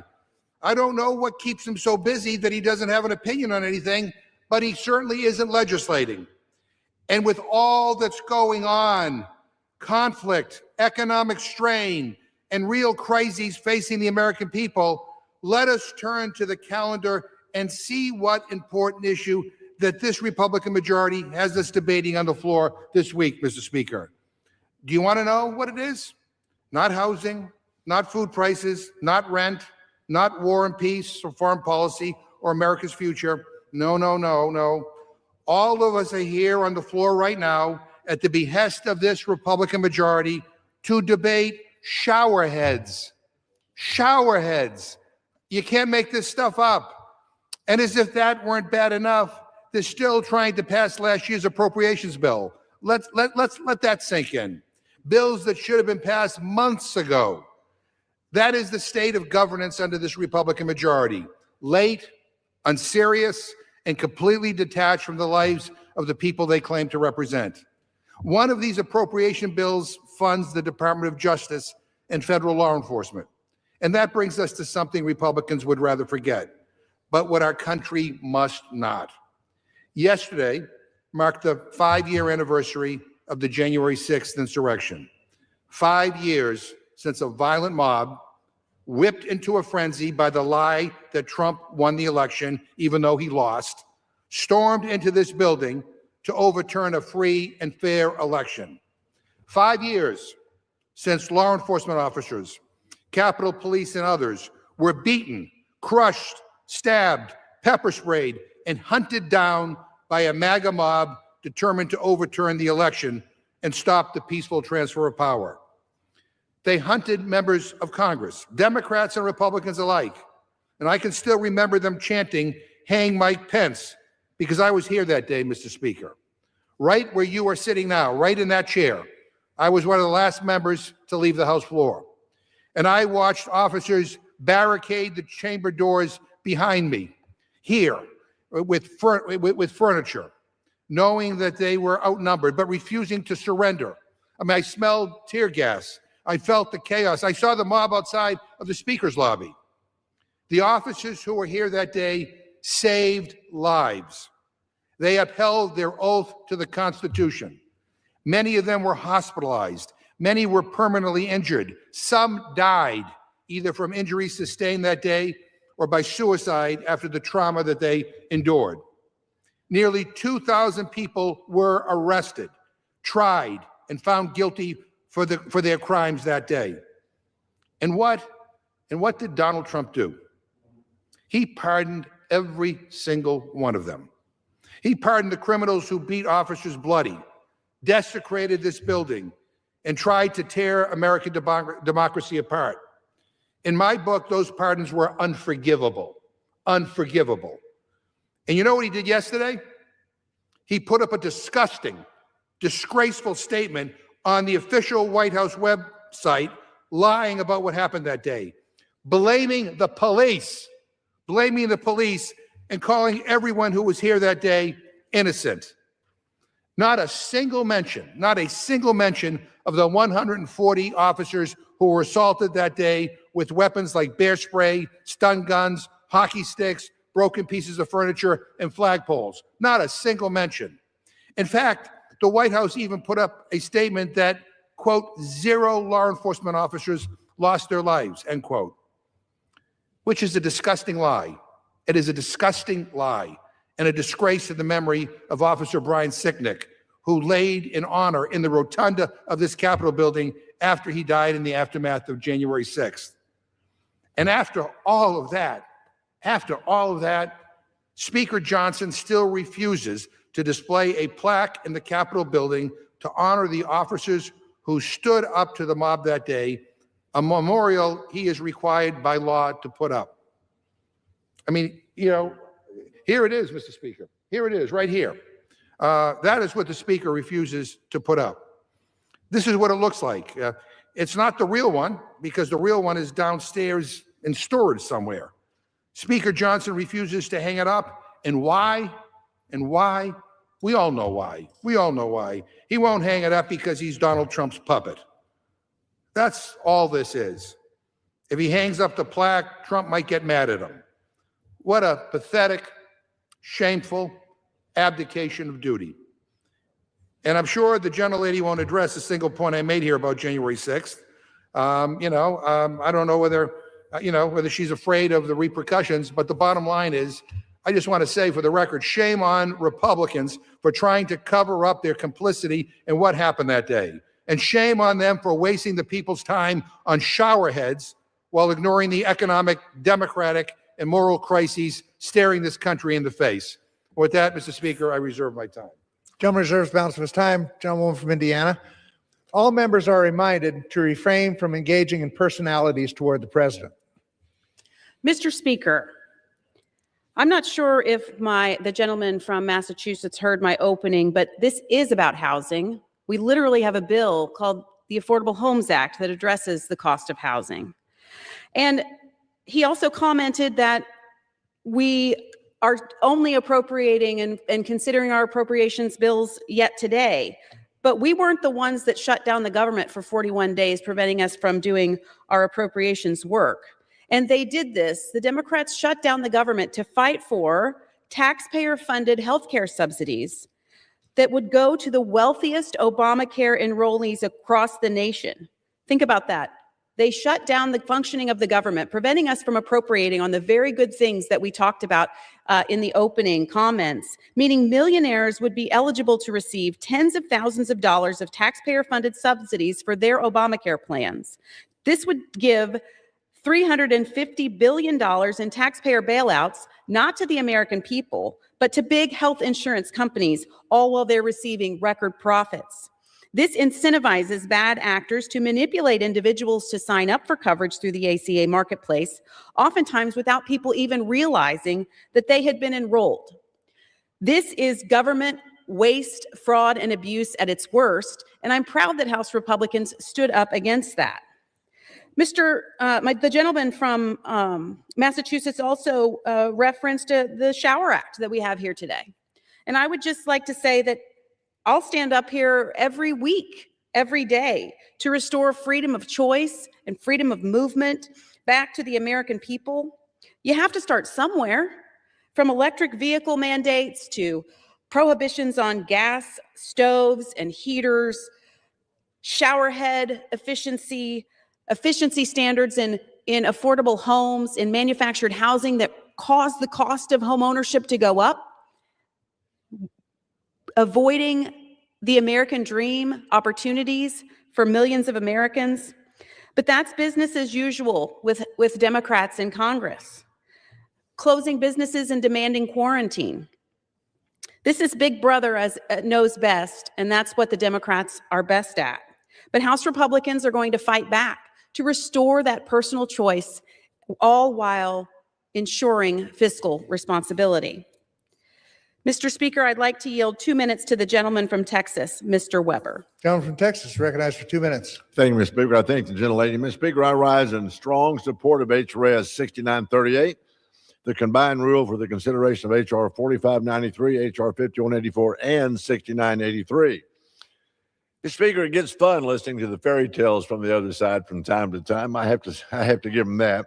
This rule advances a combined appropriations package that includes critical investments for Texas's 14th Congressional District, which I'm proud to represent. My district is home to some of the largest refineries in the United States, 3 LNG gas export terminals, numerous petrochemical facilities, and vital energy infrastructure that keeps our nation running. The energy produced in Southeast Texas, Mr. Speaker, moves across America and to our allies through pipelines, trains, trucks, and even cargo ships. Several provisions in this bill ensure that that energy continues to flow reliably and securely. Funding for the Coastal Texas Protection and Restoration Project, more locally known as the Coastal Spine Project, is included in this underlying bill. This critical project, focuses on flood damage reduction, environmental enhancement, as well as economic resiliency. It could save $2.3 billion with the B dollars annually by reducing flood damage and improving over 6,000 acres of coastal marsh and land to help mitigate storm surges. Marco Rubio, just a minute. Thank you, Mr. Speaker. Just as importantly, it protects 30% of the nation's refining capacity, 42% of specialty chemical feedstock, and 80% of our military-grade fuel supply. The bill also provides over $9 million to upgrade the Sabine Neches waterway, which moves more than 194 million tons of cargo each year and is projected to exceed 210 million tons in the near future. This waterway supports approximately 375,000 jobs and is it's indispensable, indispensable to America's economy and energy security. Mr. Speaker, this appropriations package delivers real results, not just for Southeast Texas, but for the nation. I urge my colleagues to support the rule and this critical legislation. I yield back. Gentleman reserves balance for time. Gentleman from Massachusetts. Mr. Speaker, let me just respond to the gentlelady. A lot of words, ton of words. But as I predicted, not a single word about the brave officers who defended this chamber and defended every member of Congress on January 6th who were attacked by a violent mob. Not a single word. Not a single word. And I just also want to remind the gentlelady, because maybe she forgot, regrettably, Republicans are in charge. You're in charge of the House. You're in charge of the Senate. You're in charge of the White House. You know, I mean, so you can complain about Joe Biden. You can complain about Democrats, but you're running the show. And I was really fascinated to hear the gentlelady talk about the shutdown. Again, the Republicans are in charge of everything. I mean, they have the votes to do whatever they want to do. But when the government shut down, it was a Republican shutdown, by the way, when it shut down, you could have worked on the appropriations bills, by the way, which were already late by definition by the time of the shutdown. They were already late. But you could have worked on getting the appropriations work done. And what did my Republican friends do? They decided to go home and take a vacation. They just left. They walked away. They did not a thing. They went on an extended vacation rather than doing the people's business. And I got to say to the gentlelady, with all due respect, I mean, I do town halls all the time. And I don't know whether the gentlelady does. I know a lot of Republicans do not. But when I do my town halls, what I hear from people is about the high cost of living. I hear about the high cost of groceries. I hear about the high cost of healthcare. I hear about the high cost of housing. You know what I don't hear people talk about? Showerheads. I mean, you know, and when they talk about freedom and liberty, they don't talk about showerheads. So I don't know what planet my Republican friends are living on, but I got news for you. The number one issue in America is not showerheads. It's healthcare, it's affordability, it's housing, you know, it's making sure that they can support their families. You know, people look at life through their kitchen window, and you know they have to pay bills. They have to make sure that they make ends meet. And right now, under this Republican economy, life is too damn expensive. People can't afford the basic needs. I just gave a 1-minute speech before we get into this debate about the increase in hunger in this country. And you know what the Republican response to that is? What the Trump administration is doing to combat hunger is they are now banning the monthly report, which gives us the data on how many people are hungry in this country. No, we're not investing in programs to help combat hunger. We're not fighting for higher wages. We're not trying to lower healthcare costs. We're just going to hide the information from people so that people don't know how bad the situation is. So again, appreciate the gentlelady's, you know, all of her words, but quite frankly, they ring hollow. What people want us to do is fight to make life more affordable and more reasonable for them. And with that, I reserve my time. Gentleman reserved. Gentlewoman from Indiana. Thank you, Mr. Speaker. I'd like to remind my colleague on the other side of the aisle that House Republicans did pass a funding mechanism out of the House of Representatives to the Senate. And because of the 60-vote rule in the Senate, we did need the help of Democrats in the Senate to fund the government. And they held out. And again, for the purpose of funding taxpayer-funded healthcare subsidies to benefit the wealthiest Obamacare enrollees in the nation and fat cat insurance companies. I'd also like to note that much of what the gentleman has been referring to is the deflection is like a magic trick. You can say words, just like he accused me of saying many words, but the facts outweigh the deflection, which is it took much of 2025 to rid ourselves of Sleepy Joe America Last Biden economic hangover, but Republicans in Congress and President Trump have delivered. America is now reaching new milestones under Republican leadership, turning the tide back to American greatness. Let's just look at the economy. Q3 GDP growth was a roaring 4.3%, the fastest growth in years. The deficit is being addressed. The federal government's cumulative deficit for fiscal year 2026 at the end of November was 19% lower than the same time last year. Core inflation at 2.6%, the lowest we saw in 4 years. Rents are falling month after month, and shelter inflation is at a 4-year low. Gas prices are down to their lowest levels in 4 years. Stocks are at near highs by the end of the year, with the S&P climbing by 17% in 2025. All of this before the gains of the working families tax cut legislation are realized, and we're just getting started. So it will take us a while to recover from the years of inflationary policies of the Biden administration, but the facts show that House Republicans under President Trump's leadership are delivering on promises to reduce costs for American families. With that, I'd like to yield 2 minutes to the gentleman from Arizona, Mr. Siscomani. Gentleman from Arizona is recognized for 2 minutes. Thank you, Mr. Speaker. I rise today in support of this bipartisan conference agreement covering the Commerce, Justice and Science, and Energy and Water, and the Interior and Environment appropriations bills. This package shows that when Congress works together, we can deliver full-year funding that meets the needs of our communities. And this package makes smart, responsible investments in public safety, energy reliability, our public lands, and for those of us in the West, water conservation and infrastructure.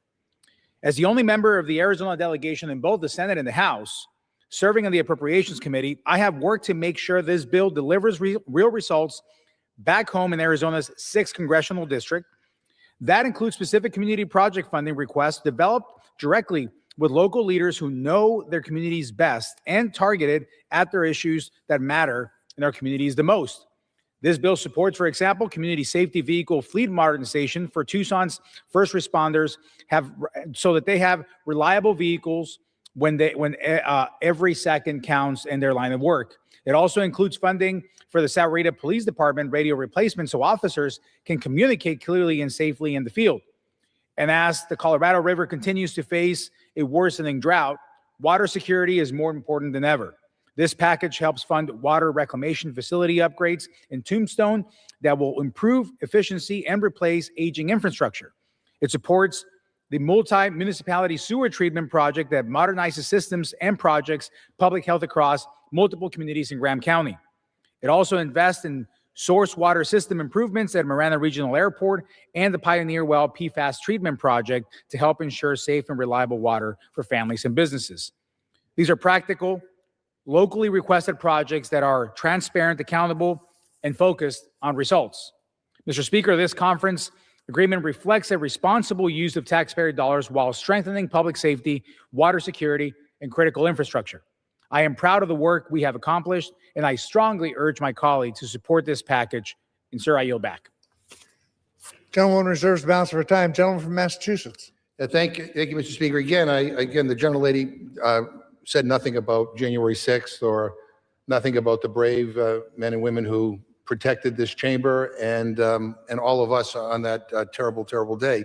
But I have to say that I was more than amused by listening to the gentlelady spout about how great everything is right now. The Trump economy is perfect. Everybody's doing great. Everything is wonderful. Everything is terrific. I wonder, I don't know whether the gentlelady holds town halls or not, but I wonder whether the voters of Indiana actually share that point of view. I got to tell you, I don't think so, because I don't think the voters in general in this country, the people, the citizens of this country share that view. Because every poll that I have seen, every town hall that I have been at, by the way, not only in my district, but in other states, people have complained about how expensive things are.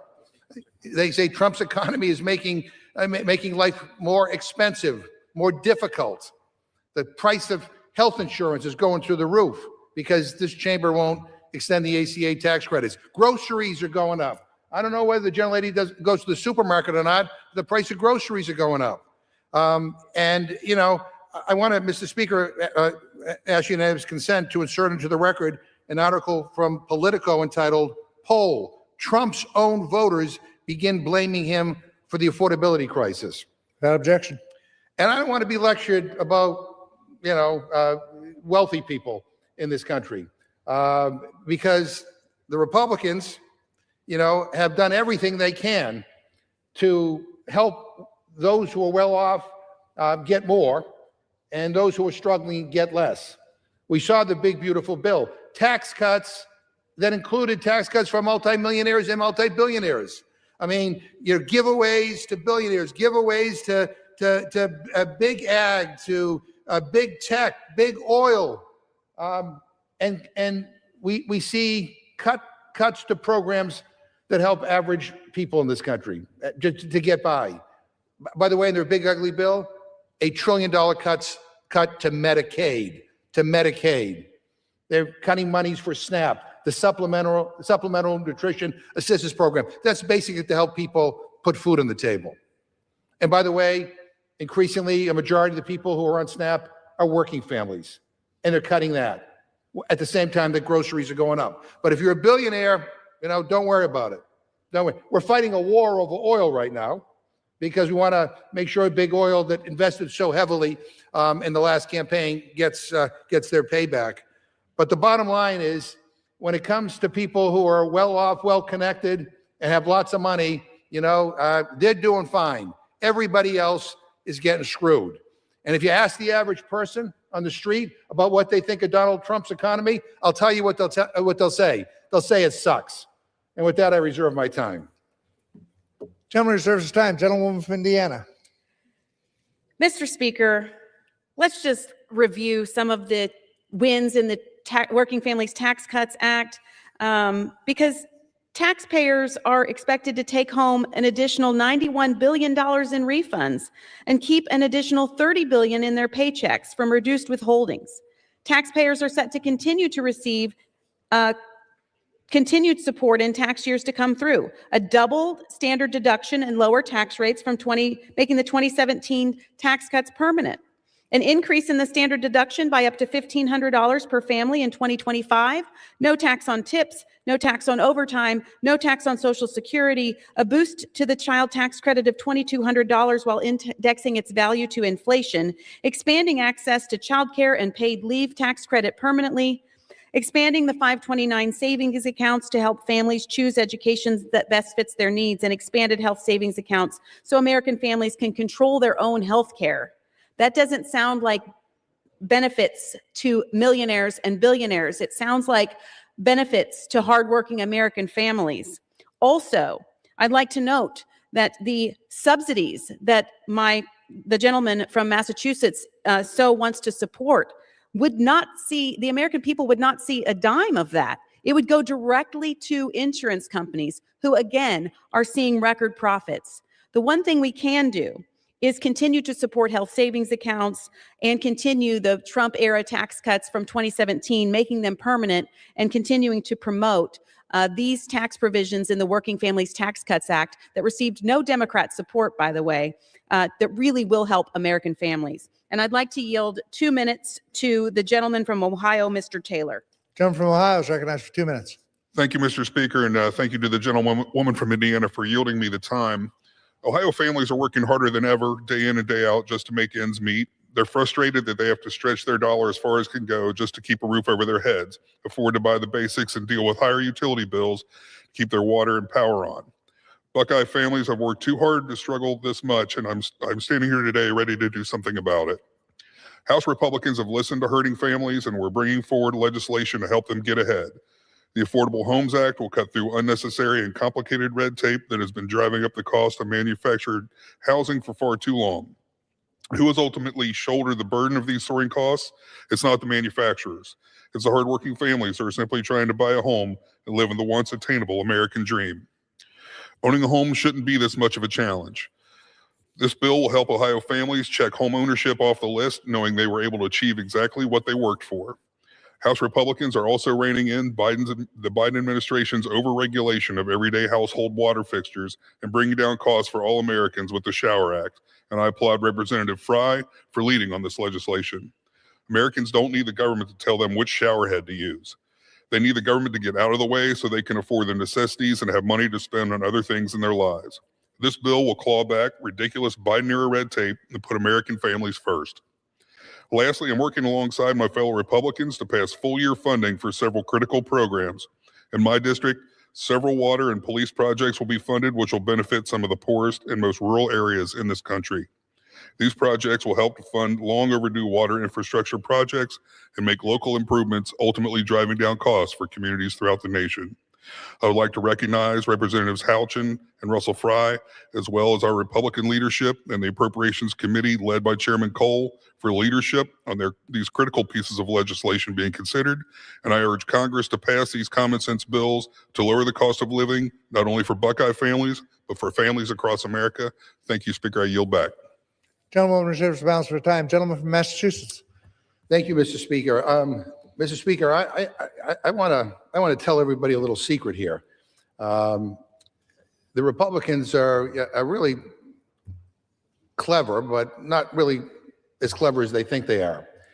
The big, beautiful bill that they passed, you know, the one that includes tax cuts for multimillionaires and multi-billionaires, and the one that guts Medicaid by $1 trillion, is incredibly unpopular. It is incredibly unpopular. In fact, the Kaiser Family Foundation said that 64% of Americans oppose it. 64%. And get this, even Fox News say that 59% of the American people oppose it. And why do they oppose it? And why is it so unpopular? It's because what's contained in it. And rather than fix that, and we just heard the gentlelady do this, but rather than fix it, they renamed the bill the Working Families Tax Cut Act. That never passed the House. That's a new title they made up. And they think all they need to do is change the title of a bill, and then the American people won't realize all the garbage that's tucked into the bill. Yeah, it's like lipstick on a pig. I mean, this is ridiculous. This is insane. The American people are hurting because of the Republican policies. The American people are hurting because they won't extend the ACA tax credits. By the way, people will see their health insurance costs go down if the ACA tax credits are extended. And the gentlelady is like, you know, all upset about it. But I would urge her to talk to some of her Republican colleagues, by the way, who have signed on to a discharge petition to force a vote on extending the ACA tax credits, which we will begin that debate today and vote on it tomorrow. Yeah, so it's not just Democrats. There are some Republicans who are like, I'm hearing from my constituents that they're getting screwed over on their health care and they want us to do something. Yeah. So, I mean, the bottom line is, you know, you can change the titles of bills and all that kind of stuff, but if you don't change the substance, if you don't get Donald Trump to back off on his tariffs, by the way, which are responsible for rising housing costs in this country, if you don't get him to change his views on that, things are going to continue to get worse. So you can change the titles of bills all you want, but you're not changing the reality for millions of Americans. So this is just, I mean, it's hard to believe that in the House of Representatives, which is supposed to be a serious body, that this is what we are talking about. We are changing titles of bills so that maybe the American people won't know what we're talking about. And with that, I reserve my time. Gentleman reserves the balance of his time. Gentlewoman from Indiana. Gentlewoman reserves. Gentleman from Massachusetts. Mr. Speaker, if we defeat the previous question, I'm going to offer an amendment to the rule to bring up H-Con Res 33, which calls for the plaque honoring the brave police officers that defended this Capitol and our democracy on January 6th to be put up in the Capitol as required by law. As required by law. Mr. Speaker, I am sick and tired of Republicans standing up and proclaiming their unwavering support for law enforcement when they won't even honor the law enforcement that saved them, that saved us and our democracy here on January 6th. Yesterday was the 5th anniversary of the January 6th attack on the Capitol by supporters of Donald Trump. Over 140 officers were injured. An officer was killed. Others died by suicide following the trauma of that day. And do you know how the White House marked this anniversary? Do you know how the White House marked this anniversary?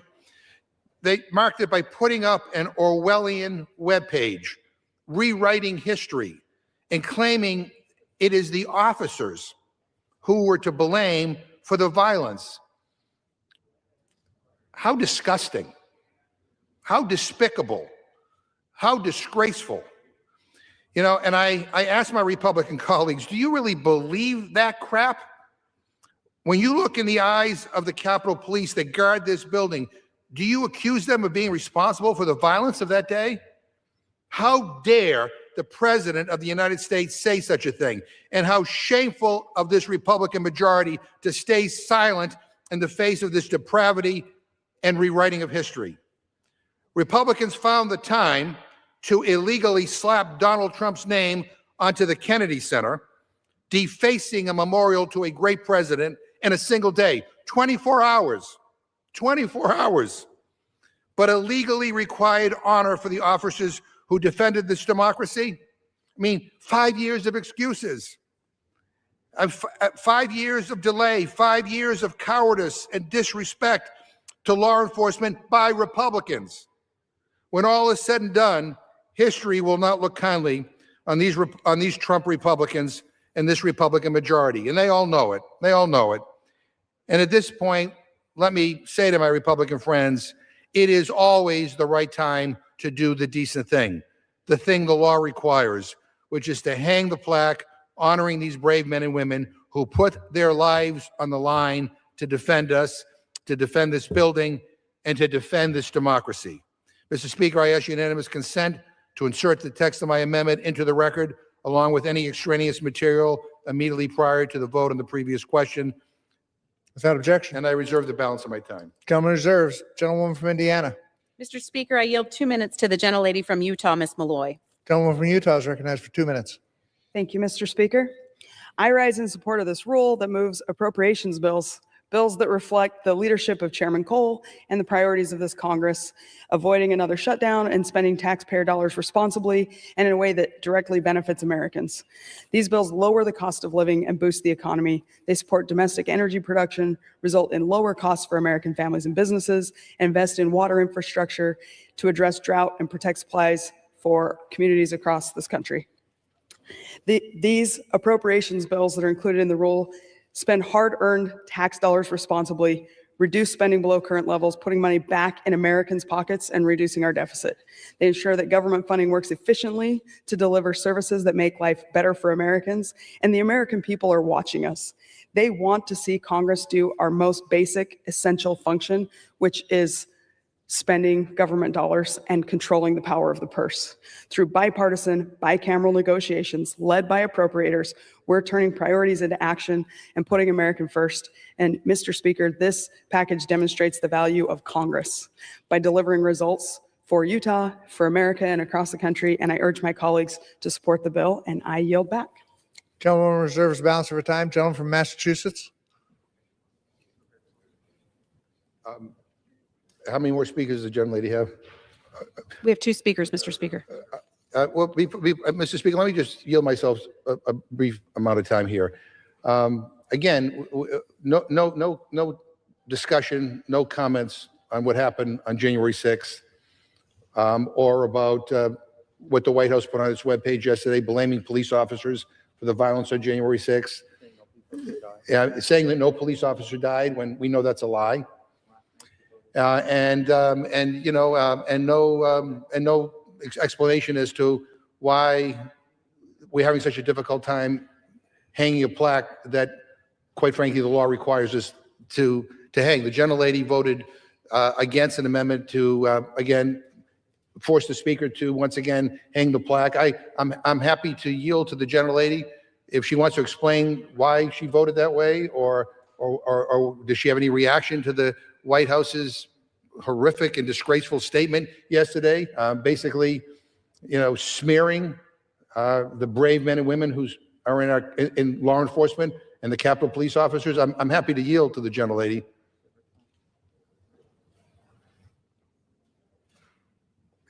And nothing. I mean, really? I mean, that's where things have. That's what things have come to. That we can't even come together and stand in defense of the Capitol Police who defended us that day. That we can't honor them. That somehow that's a no-no because Donald Trump doesn't like it. I mean, that really is shameful, and I reserve my time. Gentleman reserves. Gentlewoman from Indiana. Mr. Speaker, I yield 2 minutes to the gentleman from Missouri. Oh, sorry, from the gentleman from Florida, Mr. Herodopoulos. Gentleman from Florida is recognized for 2 minutes. Thank you very much. The Affordable Homes Act is common sense legislation that cuts red tape and lowers housing costs for hardworking American families. We all recognize between 21 and 2024 that interest rates went from 3% to 7%. And in my home community, that meant that we spent $1,200 more a month for an average home in my community, $1,200. So we need to think of common sense ways to turn this around and make housing more affordable. President Reagan said once, if it moves, tax it. If it keeps moving, regulate it. If it stops moving, subsidize it. Today, Washington is regulating the same thing twice. Manufactured homes are being hit with overlapping energy mandates from HUD and the Department of Energy. The Affordable Homes Act fixes this by repealing DOE's separate energy rules, restoring clear authority to HUD, which already oversees construction and safety standards. Lower costs mean more homes built, greater supply, and more families able to build equity and secure their future. This is conservative policies at its best: less government, more opportunity, and more relief for American families. And let's also remember that home prices went up also because 10 million people came to this country in a 4-year time period. And simple supply and demand laws tell me that causes prices to rise radically, much like radical policies from 21 through 24. I'm proud to support the Affordable Homes Act to cut the red tape, help more Americans achieve the dream of home ownership. And with that, I thank the chairwoman for leading this charge very much, and I yield back my time. Gentlewoman reserves the balance of her time. Gentleman from Massachusetts. I reserve my time. Gentleman reserves the balance of his time. Gentlewoman from Indiana. Thank you, Mr. Speaker. I yield 2 minutes to the gentleman from Missouri, Mr. Alford. Gentleman from Missouri is recognized for 2 minutes.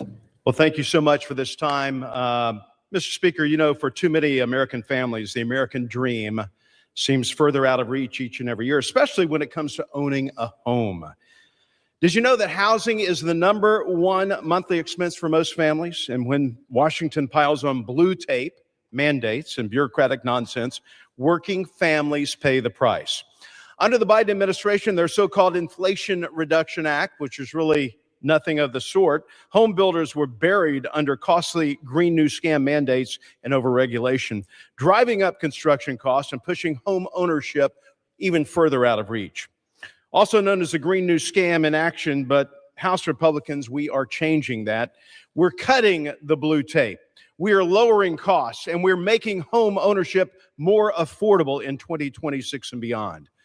One great example is the Affordable Homes Act, led by my colleague, Congresswoman Erin Houchin. This common sense bill removes unnecessary federal interference and eliminates costly energy mandates to drive up the price of manufactured housing.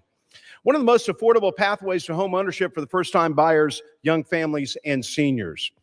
This is just one example, Mr. Speaker, of how House Republicans are working to lower housing prices. As co-chair of the Real Estate Caucus, I work with the Trump administration to reverse these disastrous policies because the government should get out of the way and not stand in the way of the American dream. Back home in Missouri, I've seen exactly what these mandates do. A Kansas City builder showed that so-called green energy codes save homeowners only about $125 a year, but add more than $1,200 a year to families' mortgages. It's simple, folks. If a policy costs families more than it saves them, it is not a smart policy. House Republicans are fighting to make housing affordable again, putting families first, and the first step is this bill. I urge passage of the rule. I urge passage of this act. Let's make homes affordable in America again and save the American dream. Thank you, and I yield back. Gentlewoman reserves the balance of her time. Gentleman from Massachusetts. May I ask the gentlelady how many more speakers she has? I'm prepared to close. All right, Mr. Speaker, how much time do I have left? Gentleman from Massachusetts has 9 minutes remaining. Gentlewoman from Indiana has 4 minutes remaining. Thank you. I yield myself the remaining time. Gentleman's recognized. Mr. Speaker, let's be honest about what we've seen from this Republican majority. Republicans can't govern. They can't lead. They won't, and they don't fight for the people who sent them here. They rush to the floor to redefine what a showerhead is. That's the big issue. They move at lightning speed on tax breaks for billionaires. They bend over backward to enrich Trump and his inner circle, going so far as to invade another country to grease the skids for big oil. It's not about democracy. It's not about human rights. It's not even about drugs. It's about big oil. Big tech, big oil, big pharma, big banks, their priorities move at lightning speed.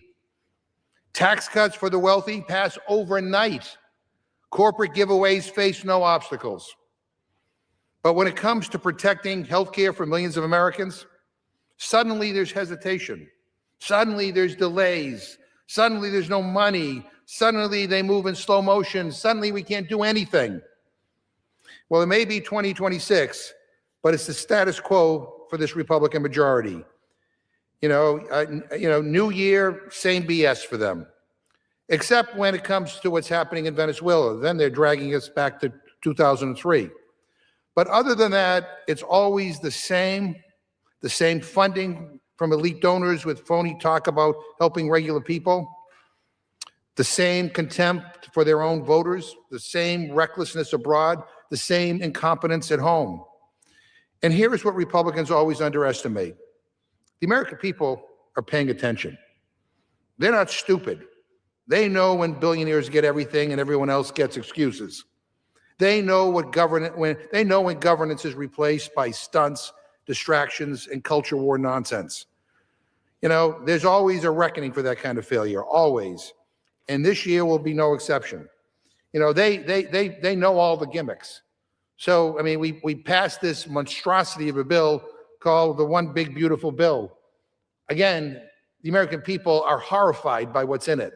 Again, excessive giveaways to those wealthiest in this country, cutbacks in healthcare, cutbacks in everything that matters to working families. I mean, every poll that is done says that it's incredibly unpopular. So what do?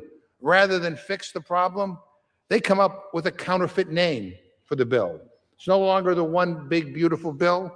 Now it's the Working Families Tax Cut Act. I don't know what the hell that is. I don't know who came up with that idea. Maybe some pollster gave it to you. As if just changing the name of what you call this big ugly bill will make a difference. And so, Mr. Speaker, all I can say is that, with all that is going on in this country right now, I mean, with all of the concerns that the American people have, with people desperately pleading with this Republican president and this Republican majority in the House and Senate to do something to make their life better, we have an opportunity to maybe legislate and help people. And instead, we're talking about shower heads. I mean, really, again, I urge my colleagues to vote no on this bill. I'm going to also, again, remind people about the vote on the previous question. We have a chance to actually do something positive today, and that is to honor the men and women who protected us on January 6th. Unfortunately, Republicans on the Rules Committee all voted no to require the Speaker again to hang the plaque. They all voted no, not a word, no explanation as to why. And not a word about what happened on January 6th has been spoken on this floor by the Republicans today. I don't know how that can be. I was there that day. I was in the Speaker's chair. I saw what happened. I saw what happened when I walked out to the Speaker's lobby. I saw the people who protect us being beaten by this angry mob, and not a word. And we can't get this Speaker of the House to hang up this plaque. That can change if we with the previous question vote. And with that, Mr. Speaker, I yield back the remainder of my time. Gentleman yields back the balance of his time. Gentlewoman from Indiana. Thank you, Mr. Speaker. I'm prepared to close and yield myself the balance of my time. Gentlewoman's recognized. Mr. Speaker, this rule is very straightforward. We're here to cut burdensome red tape and regulatory overreach that leads to higher energy costs for Americans. Common sense reforms like these are simple and long overdue. We're also here to move an appropriations package that provides critical funding that returns us to more responsible spending levels while delivering for the American people. One thing we've noted, there's fraud in government programs, including in Medicaid and SNAP. Republicans have sounded the clarion call to try to eliminate waste, fraud, and abuse, while Democrats want to minimize it. We've known about it for decades, even when we went after some of the waste, fraud, and abuse in Obamacare. And guess what? The CBO stated after we passed the One Big Beautiful Bill, the CBO stated premiums would go down as a result of our work, healthcare premiums. We went after Medicaid fraud, especially involving illegal immigrants. And by the way, a federal court recently ordered officials to turn over Medicaid information to ICE enforcement. If illegal immigrants weren't accessing Medicaid on Democrats' watch, as they tirelessly asserted, then why would a federal court provide such an order? We went after waste, fraud, and abuse through our rescissions package. And once again, Democrats refused to acknowledge that that premise ever existed. So we're cutting out waste, fraud, and abuse. We're becoming fiscally responsible. We are putting the American family first by reducing burdensome regulations that increase costs. I look forward to moving these bills out of the House this week. I ask my colleagues to join me in voting yes on the previous question and yes on the rule.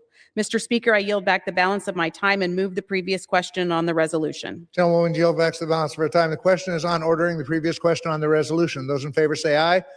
Those opposed, no. Opinion of the chair, the ayes have it. Speaker, Gentleman from Massachusetts. I ask for the yeas and nays. The yeas and nays are requested. Those favoring a vote by the yeas and nays will rise. Sufficient number having arisen. The yeas and nays are ordered pursuant to Clause 8 of Rule 20. Further proceedings on this question will be postponed. Pursuant to Clause 12A of Rule 1, the chair declares the House in recess, subject to call of the chair.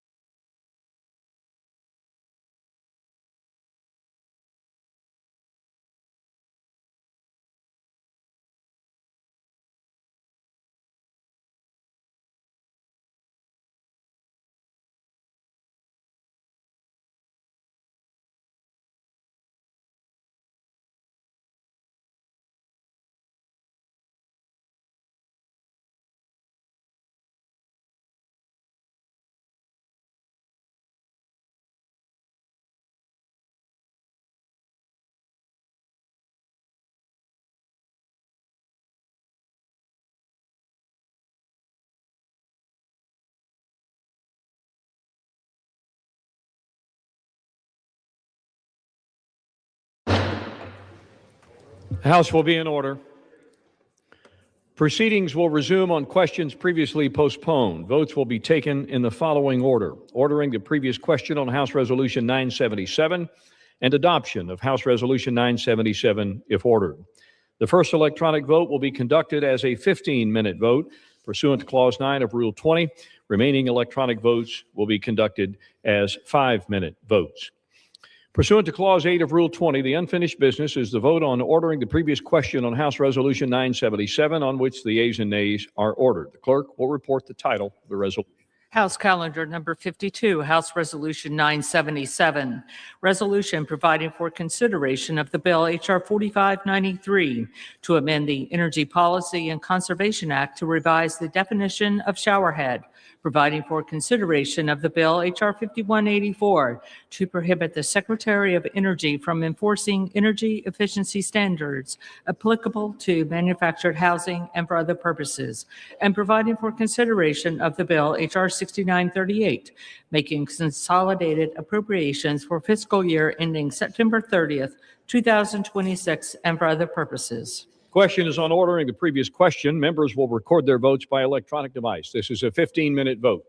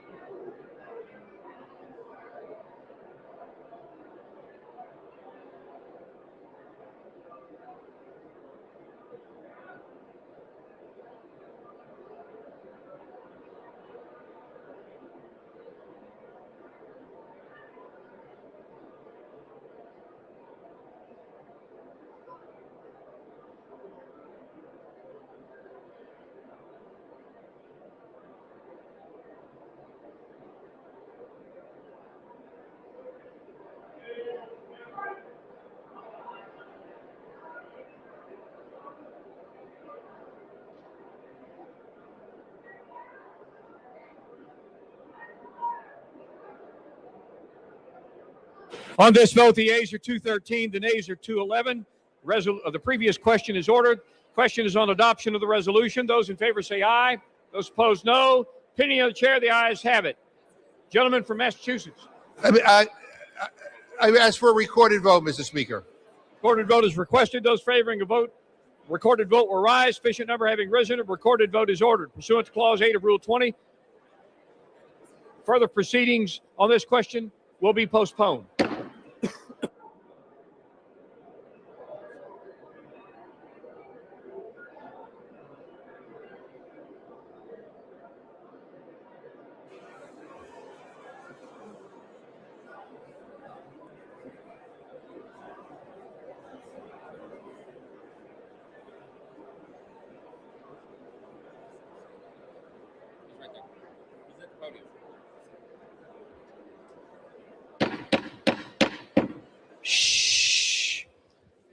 For what purpose does the gentleman from California seek recognition?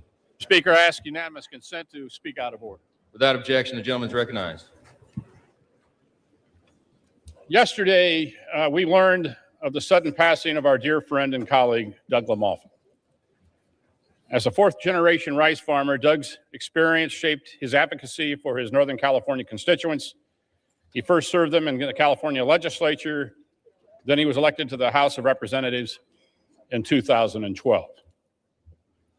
In the House, Doug distinguished himself as a leader on matters involving water, farming, forest management, and rural issues. In recognition of that leadership, he was unanimously elected to serve as chairman of the Western Caucus last year.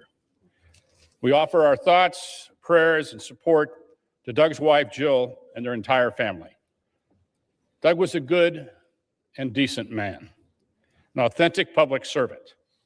With Doug, what you saw is what you got.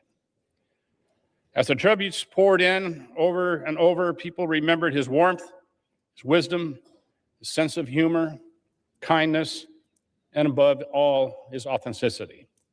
He will be deeply missed and fondly remembered. Mr. Speaker, I would like to yield to my good friend from California and the Dean of the Democrat delegation, Representative Zoe Lofgren. Thank you, Mr. Calvert. We are heartbroken at the news that we have lost Doug Lamalfa. You know, we served with him so proudly and got to know him as a friend, someone who you could disagree with without being disagreeable. We loved him dearly, and I value personally the chance I had to work with Doug and many others on the Farm Workforce Modernization Act. The insight that he had on that as a long-term rice farmer was just incalculable. You know, I value the moment that he came and brought me a little bag of rice that he had grown himself. We are in shock, and I would just like to add that our condolences go to the family that you have expressed so well. All of us are heartbroken at this terrible news. Thank you very much. I yield back. The chair asks all those present in the chamber, as well as members and staff throughout the Capitol, to please rise for a moment of silence in remembrance of the late Honorable Doug Lamalfa of California.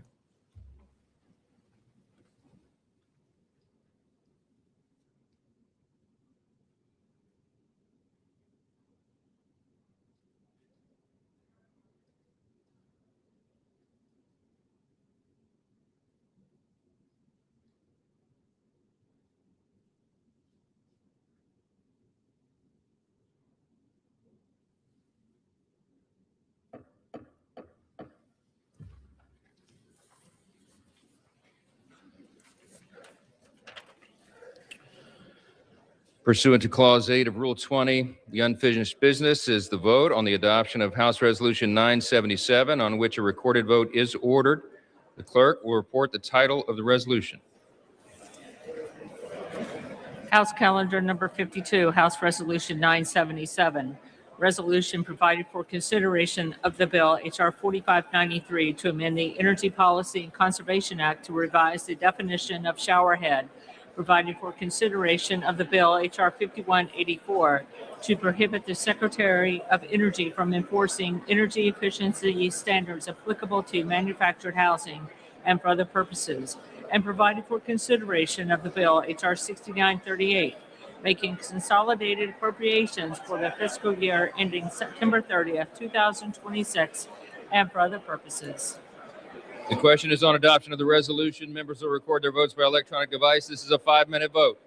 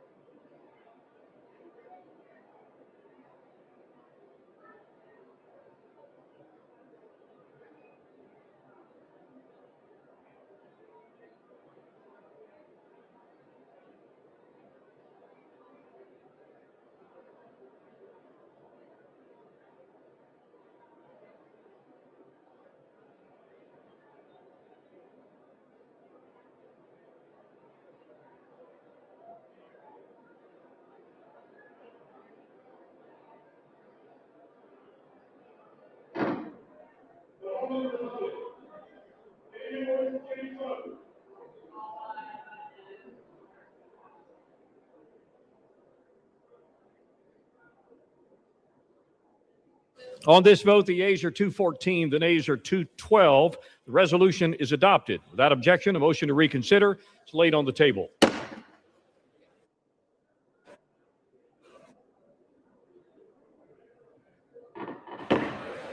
House will be in order. The chair would ask our members in the well to please remove their conversations from the floor.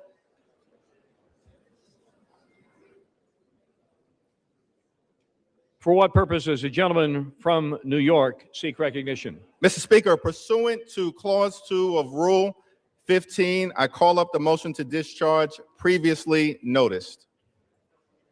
The gentleman from New York calls up a motion to discharge the Committee on Rules from further consideration of House Resolution 780, which the clerk will report by title. Discharge calendar number 4, House Resolution 780. Resolved that immediately upon adoption of this resolution, the House shall proceed to the consideration in the House of the bill H.R. 1834 to advance policy priorities that will break the gridlock. All points of order against consideration of the bill are waived. An amendment in the nature of a substitute received for printing in the portion of the congressional record designated for that purpose in Clause 8 of Rule 18, dated at least one day before the day of consideration of H.R. 1834, if submitted by the ranking minority member of the Committee on the Rules, shall be considered as adopted. If more than one such amendment is submitted, then only the last amendment submitted shall be considered as adopted. The bill as amended shall be considered as read. All points of order against provisions in the bill as amended are waived. The previous question shall be considered as ordered on the bill as amended, and on any further amendment thereto to final passage without intervening motion except one. 1 hour of debate equally divided and controlled by the majority leader and minority leader or their respective designees. And 2, 1 motion to recommit. Section 2, Clause 1C of Rule 19 and Clause 8 of Rule 20 shall not apply to the consideration of H.R. 1834. Section 3, the clerk shall transmit to the Senate a message that the House has passed H.R. 1834 no later than 1 calendar day after passage. Under the rule, the gentleman from New York, Mr. Jeffries, will be recognized for 10 minutes, and the gentleman from Missouri, Mr. Smith, will be recognized for 10 minutes. Chair recognizes the gentleman from New York. Thank you, Mr. Speaker. I rise today to call up a bipartisan motion to discharge legislation to extend the Affordable Care Act tax credits to make sure that tens of millions of everyday Americans do not experience dramatically increased premiums, copays, and deductibles that will prevent them from being able to go see a doctor when they need one.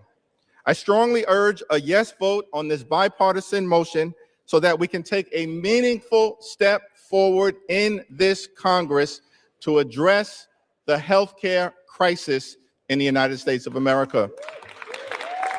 And I reserve. Reserves his time. Gentleman from Missouri, Mr. Smith, recognized for 10 minutes. Thank you, Mr. Speaker. It's pretty simple. I oppose this motion, and we yield back our time. Gentleman from New York. Thank you, Mr. Speaker. We have an opportunity in this Congress in a bipartisan way to address the healthcare crisis in this country and to make sure that tens of millions of people have the ability to go see a doctor when they need one in this great country of ours. We have an affordability crisis in the United States of America. We know that healthcare costs are out of control, housing costs are out of control, grocery costs are out of control. There's an affordability crisis that needs to be addressed decisively, and we have an ability to take meaningful action today. Vote yes on advancing this motion to discharge, and I yield back the balance of my time. All time for debate has expired. The question is on the motion offered by the gentleman from New York to discharge the Committee on Rules from the further consideration of House Resolution 780. The question is on the motion. Those in favor say aye. Aye. Those opposed? No. In the opinion of the chair, the noes have it. I ask for the yeas and nays, Mr. Speaker. Yeas and nays are requested. Those favoring a vote by the yeas and nays will rise. Sufficient number having risen, The ayes and nays are ordered. Members will record their votes by electronic device. This is a 5-minute vote.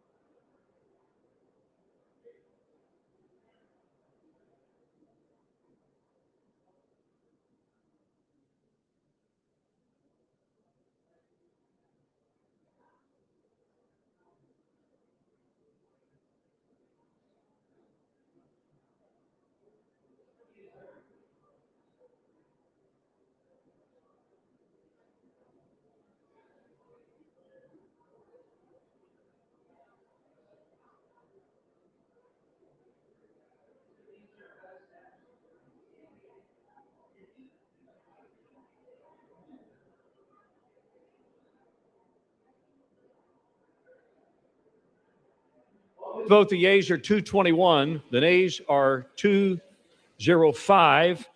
The motion is adopted.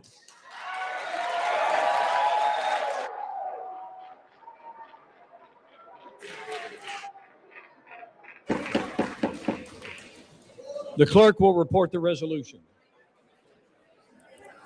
Discharge calendar number 4, House Resolution 780.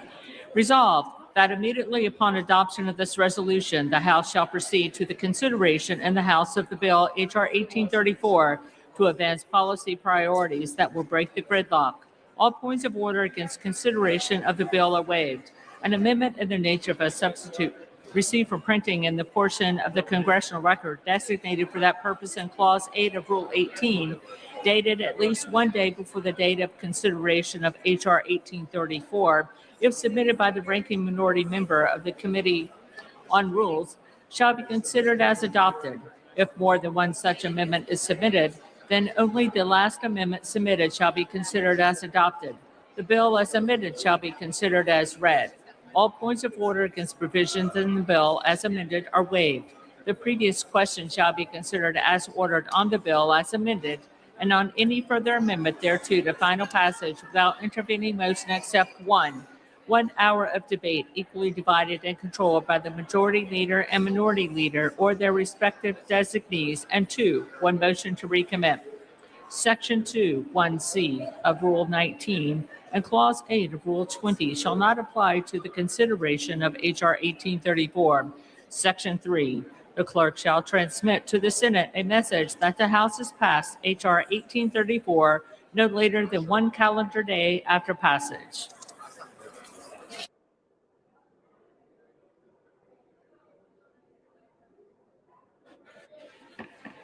House will be in order. Take your conversations outside, please. Thank you. The gentleman from New York is recognized for 1 hour. Mr. Speaker, I ask unanimous consent that the distinguished gentleman from the Commonwealth of Massachusetts, Mr. McGovern, control the remainder of my time. Without objection, the gentleman from Massachusetts is recognized. Thank you, Mr. Speaker. And during consideration of this resolution, all time yielded is for the purposes of debate only. And I ask unanimous consent that all members be given 5 legislative days to revise and extend their remarks. Without objection. Mr. Speaker, I yield myself such time as I may consume. House will be in order. Gentleman will suspend. The House will be in order.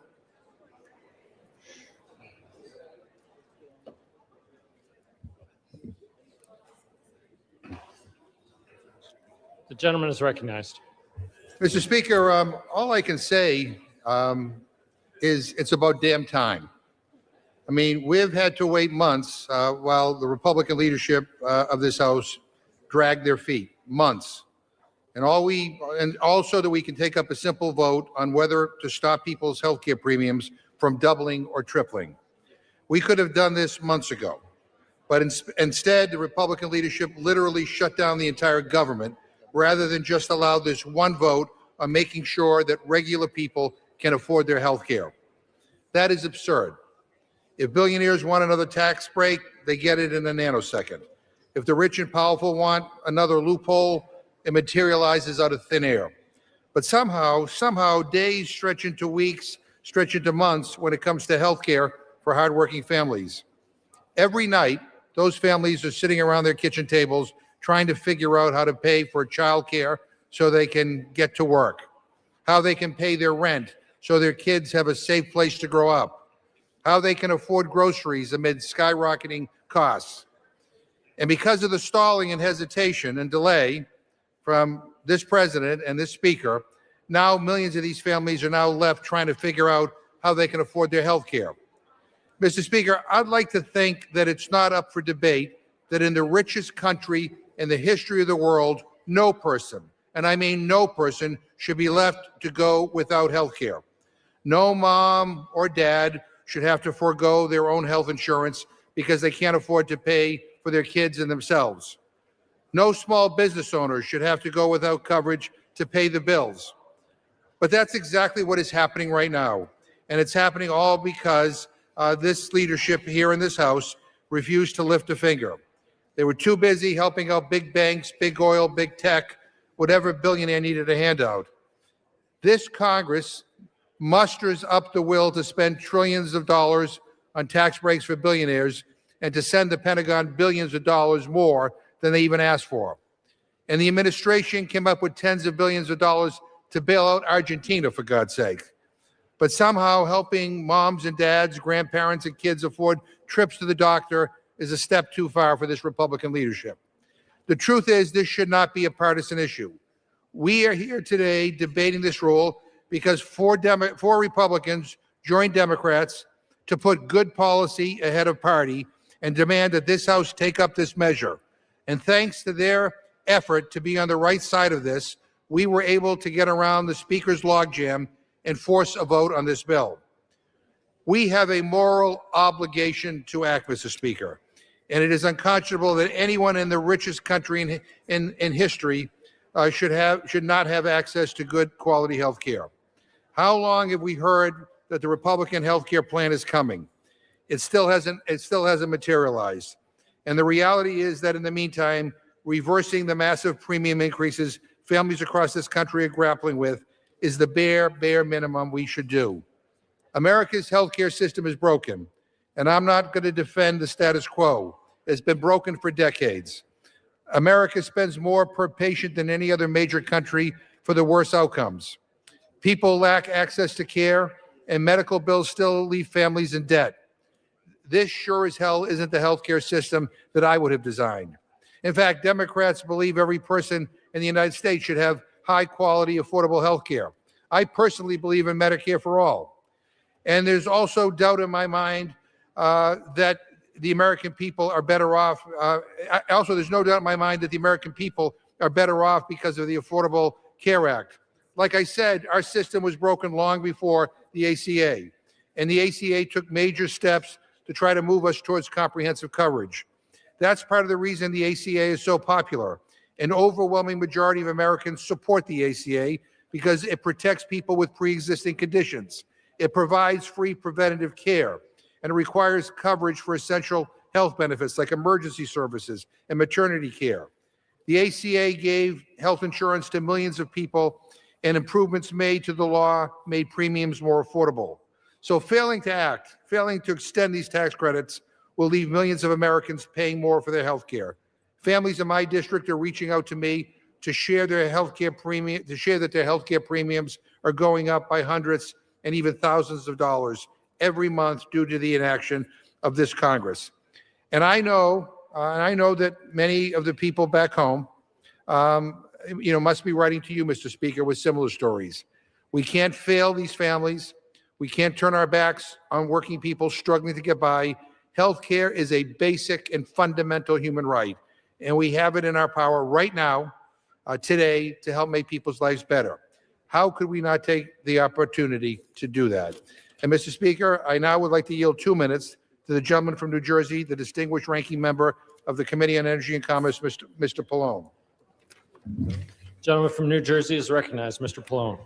Thank you, Mr. Speaker. There is no more important bill than the Leader Jeffries' bill to make healthcare more affordable for more than 20 million Americans whose monthly health premiums have skyrocketed because of Republican inaction and indifference. When I was home during the holidays, all I heard from my constituents was that their healthcare premiums were doubling and tripling in the state of New Jersey. This bill is a godsend. I am not exaggerating. This bill is a godsend for people who are concerned that they're not going to have health insurance, already don't have health insurance because on January 1st, they weren't able to buy it.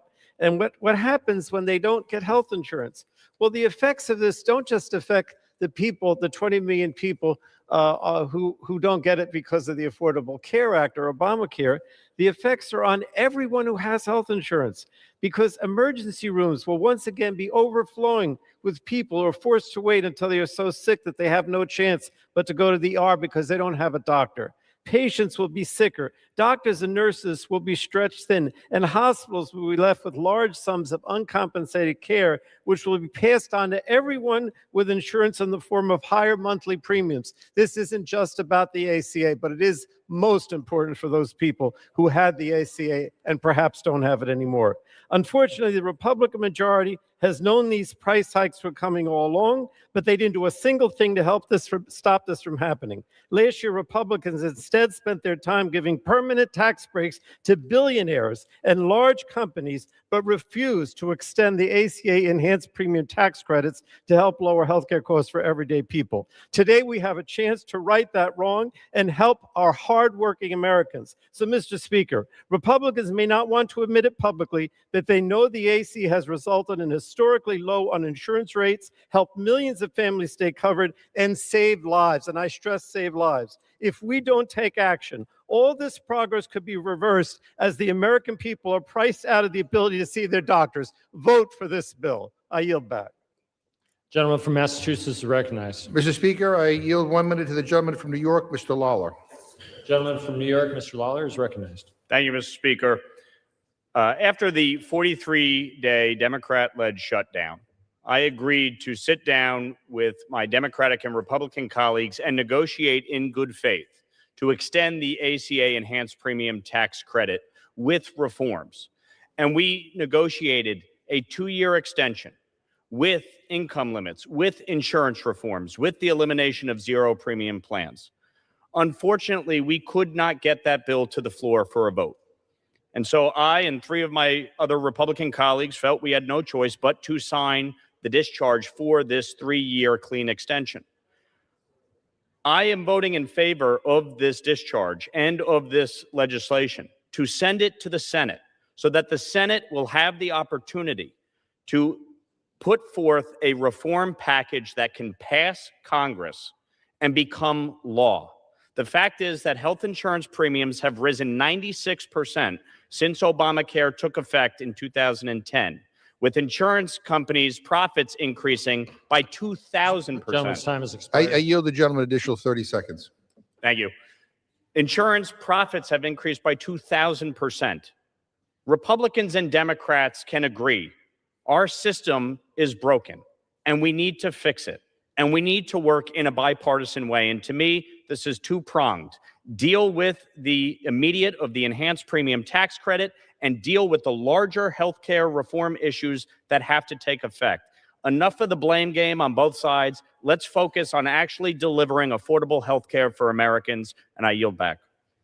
Gentleman from Massachusetts is recognized. Mr. Speaker, I yield 1 minute to the gentleman from Maryland, Mr. Olszewski. The gentleman from Maryland is recognized. Thank you. Mr. Speaker, despite Americans consistently identifying higher costs as their #1 issue, today marks 369 days this Republican-led Congress has failed to make any significant action to address the affordability crisis. Instead, chaotic trade policies, along with devastating cuts to health care and food programs by the president, have only driven costs up. The recent expiration of ACA tax credits makes things even worse. In Maryland, it's the equivalent of a $4,700 tax hike. I've heard from many constituents who are now foregoing insurance altogether, exposing them to risks and spiking premiums across the board. I'm also deeply concerned about the chilling economic effect this will have. If we aren't going to pass legislation to lower costs in this Congress, can we at least pass legislation to keep them from going up even more? Colleagues, support the rule and the legislation before us. Extend these tax credits for struggling families. Thank you. I yield. The gentleman from Massachusetts is Mr. recognized. Speaker, I yield 1 minute to the gentlewoman from Florida, Ms. Wasserman Schultz. The gentlewoman from Florida is recognized. Thank you, Mr. Speaker. I rise to insist that we pull our nation back from the largest ever Republican-forced loss of health care in our history.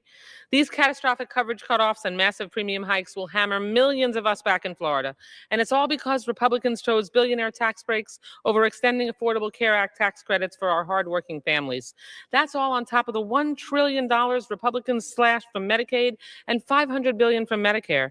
Over 203,000 people will lose coverage in my district. And let's be really clear, many of them will get needlessly sick or die. Thankfully, Democrats refused to accept this Republican healthcare crisis and forced this vote to extend the ACA tax credits.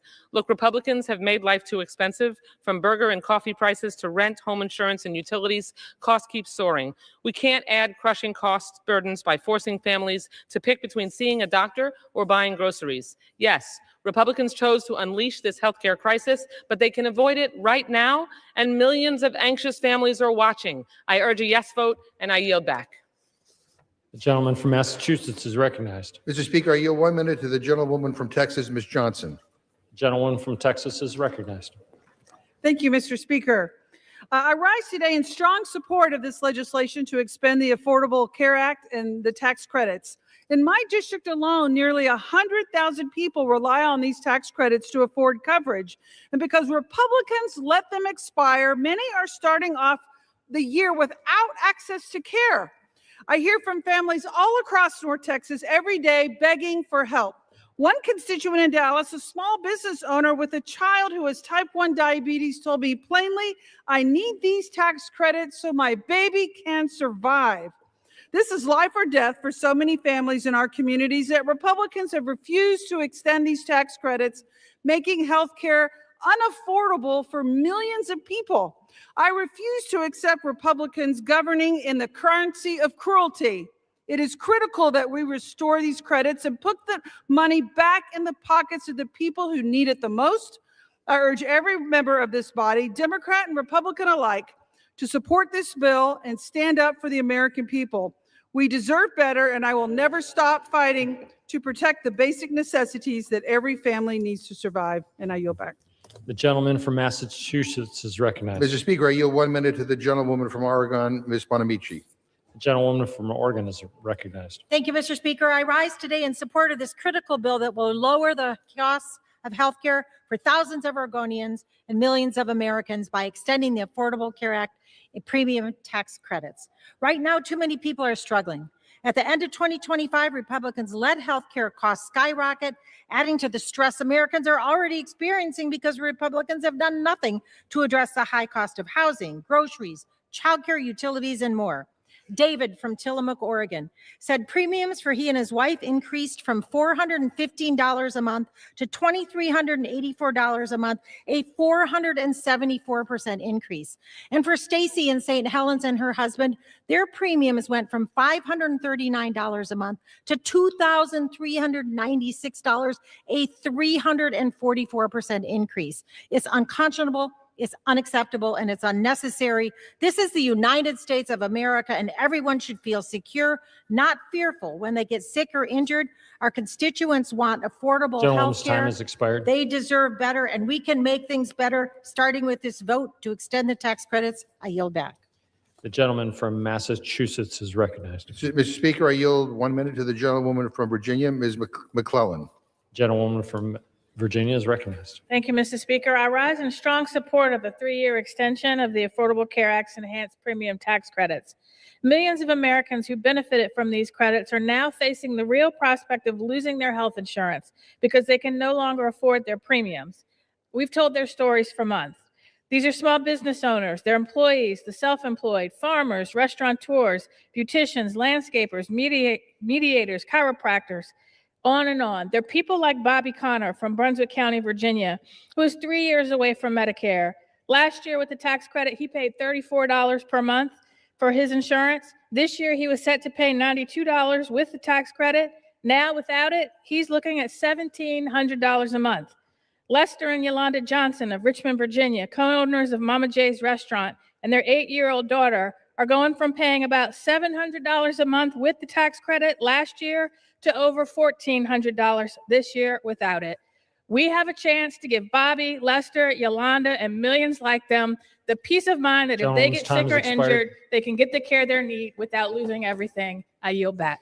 Gentleman from Massachusetts is recognized. Mr. Speaker, I yield 1 minute to the gentlewoman from Florida, Ms. Castro. Gentlewoman from Florida is recognized. Working neighbors back home and across the Tampa Bay area, I rise in strong support of extension of the life-saving and cost-saving ACA tax credits Families are being crushed by inflation and high healthcare costs, and they need the savings that the ACA tax credits provide. 4.7 million Floridians, 1 in 5 who live in the Sunshine State, depend on the ACA. And it's estimated that without the tax credits, over 1.4 million Floridians will lose their health insurance entirely. They're entrepreneurs, they're caregivers, they're cancer patients, they're part-time workers, they're small business owners who have seen their premiums more than double, and they deserve so much better. Like Johanna, a small business owner in Tampa and the mother of a daughter with Down syndrome, who without enhanced tax credits defaults to an insurance plan where every visit will cost her $150 for a copay. Or Matthew, a truck driver from St. Petersburg, whose premiums rose from $64 a month to $736 per month. We need to extend these tax credits, and we need to do it now. I yield back. Gentleman from Massachusetts is recognized. Speaker, you 1 minute. The gentlewoman from Hawaii, Ms. Takuda. Gentlewoman from Hawaii is recognized. Thank you, Mr. Speaker. Imagine being a farmer choosing between insurance and seed. A small business owner weighing a doctor's visit against payroll. Families hoping nothing goes wrong because they are 1 ER visit away from being homeless. This is the reality for rural America today.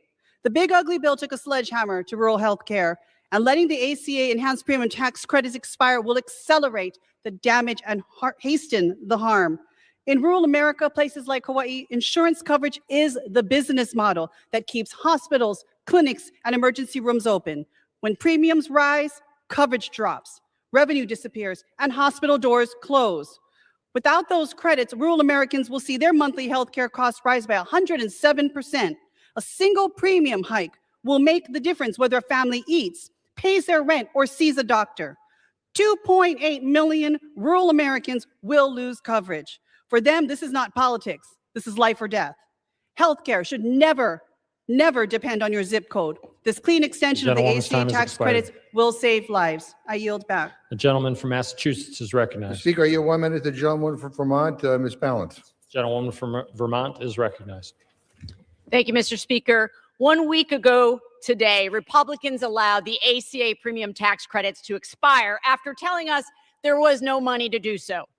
Healthcare premiums have soared, and millions of Americans will lose their healthcare coverage because they simply can't afford it. But just 3 days later, the president found money, a lot of money, to pay for a very extensive and expensive military raid to capture the president of Venezuela. This regime change and the nation building that will come later is going to cost us additional billions of dollars.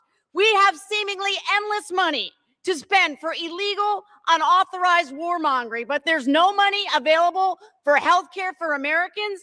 It doesn't have to be this way. We are the richest nation in the world. We have the money to make sure everyone has health care. Voting to extend these health care tax credits is the least that we can do for Americans to show them that we are focused on them and their needs. I urge a yes vote, and I yield back. Gentleman from Massachusetts is recognized. Mr. Speaker, I yield 1 minute to the gentleman from Rhode Island, Mr. Magazzino. The gentleman from Rhode Island is recognized. Mr. Speaker, in Rhode Island and all across the country, people are being crushed by high healthcare costs because Republicans have refused to extend the Affordable Care Act funding. People are seeing their premiums go up by thousands of dollars a year, and many of them are having to make that hard choice to not go with insurance at all and hope that they won't end up with an emergency room bill that will bankrupt them. Meanwhile, President Trump and the Republicans are talking about buying Greenland.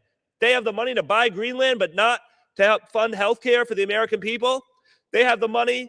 Donald Trump wants to expand the size of the military budget by $500 billion he just posted today, but they don't have the money to fund health care for the American people. They have the money for ballrooms and lavish parties. Here's an idea. How about we invest in providing relief to the American people who are being crushed by out-of-control healthcare costs? We have an opportunity now to do the right thing by the people who sent us here and to extend this Affordable Care Act funding now, once and for all. I yield back. Gentleman from Massachusetts is recognized. Mr. Speaker, I yield myself the remaining time. Objection. This is it, Mr. Speaker. We need a majority of this House to vote yes on this rule so that we can have an up or down vote on reversing the premium increases. It's that simple. If we do nothing, millions of families will lose their health care. People won't be able to see doctors if they get sick. Medical bills will stack up. Millions more will be left paying hundreds or even thousands of dollars more every month just to maintain their coverage. They will have to cut back on food or won't be able to make their rent because of these steep increases. And in some cases, the damage has already been done. Many people have already decided to forego coverage. In my home state of Massachusetts, over 25,000 people canceled their coverage because Republicans let premiums skyrocket. That's nearly double the number of people who canceled coverage last year. It's a huge increase that will drive up costs for everyone and make America less healthy. And I'm sure that my colleagues are seeing their constituents make similar choices. So let me end with this. We have the power right now to give peace of mind to working families that they won't go bankrupt just trying to afford health insurance. We can make their lives a little easier. We can help them sleep a little more soundly and breathe more easily, knowing that they can afford coverage for their families. I've said this over and over and over again, but we're the richest country in the history of the world. People ought to have better coverage. They ought to have more affordable coverage. Healthcare is a fundamental human right. And we should come together in a bipartisan way and support this rule and support the underlying legislation. We can prevent a catastrophe from impacting millions and millions of people in this country. Look, we have lots of disagreements, but boy, I'd like to think if we could all agree on one thing, it ought to be that people ought not to get screwed over when it comes to health care, that they ought not to be paying double, triple, or quadruple what they normally pay for their health insurance and for their premiums. So I urge a yes vote on this rule. I yield back the balance of my time, and I move the previous question on the resolution. Without objection, the previous question is ordered. The question is on adoption of the resolution. All those in favor say aye. Those opposed, no. The ayes have it. The resolution is agreed to. The gentleman from Texas is recognized. I request yeas and nays. The yeas and nays are requested. Those favoring a vote by the yeas and nays will rise. A sufficient number having risen, the yeas and nays are ordered. Pursuant to Clause 8 of Rule 20, further proceedings on this question will be postponed.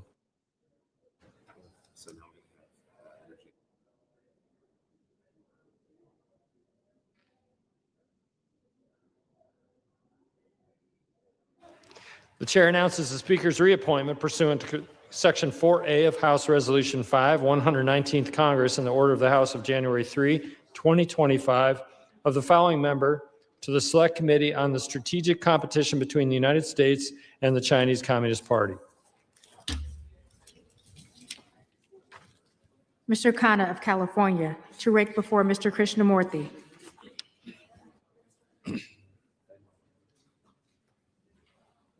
So we're dragging everybody back for a vote.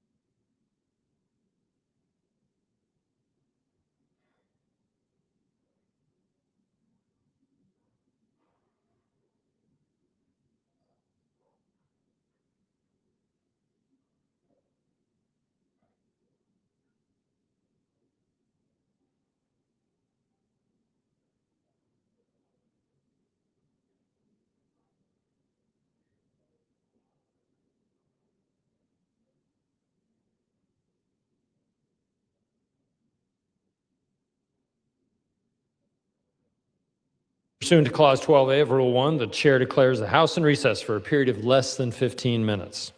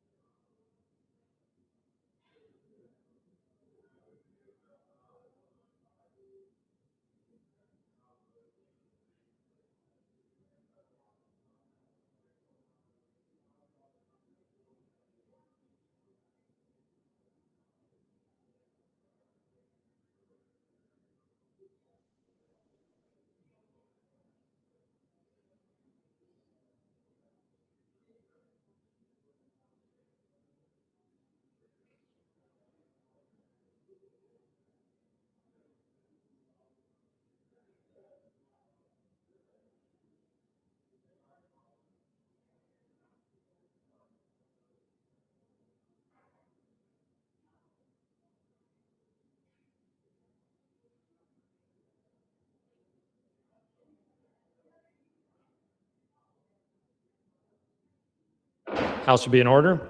For what purpose does the gentleman from Kentucky seek recognition? Thank you, Mr. Speaker. Pursuant to House Resolution 977, I call up H.R. 4593 and ask for its immediate consideration in the House. The clerk will report the title of the bill. Union Calendar number 363, H.R. 4593, a bill to amend the Energy Policy and Conservation Act to revise the definition of showerhead. The gentleman will suspend. Pursuant to House Resolution 977, the bill is considered read. The bill shall be debatable for 1 hour, equally divided and controlled by the chair and ranking minority member of the Committee on Energy and Commerce or their respective designees. The gentleman from Kentucky, Mr. Guthrie, and the gentleman from New Jersey, Mr. Pallone, each will control 30 minutes. The chair recognizes the gentleman from Kentucky. Thank you, Mr. Speaker. I ask unanimous consent that all members may have 5 legislative days to revise and extend their remarks on the legislation and to insert extraneous material on H.R. 4593. Without objection. Thank you, Mr. Speaker. I yield myself as much time as I may consume. The gentleman is recognized. Under the previous administration, American consumers were subjected to Washington's constant micromanagement of appliances and equipment in their homes and businesses. In fact, the Biden-Harris administration finalized more than 30 new or amended energy efficiency standards totaling over $60 billion in costs and regulating nearly every appliance in Americans' homes. Part of this effort focused on complicating the definition of a shower head by prohibiting multi-nozzle shower systems if the whole system collectively delivers more than 2.5 gallons of water per minute instead of following the straightforward statutory definition of a shower head. The new, highly bureaucratic definition was amazing 13,000 words in length and a novel interpretation. This resulted in shower systems with more than one nozzle having a lower flow rate compared to individual shower heads. Additionally, this definition is misleading to consumers looking to buy multi-nozzle shower systems for the purpose of increasing water flow.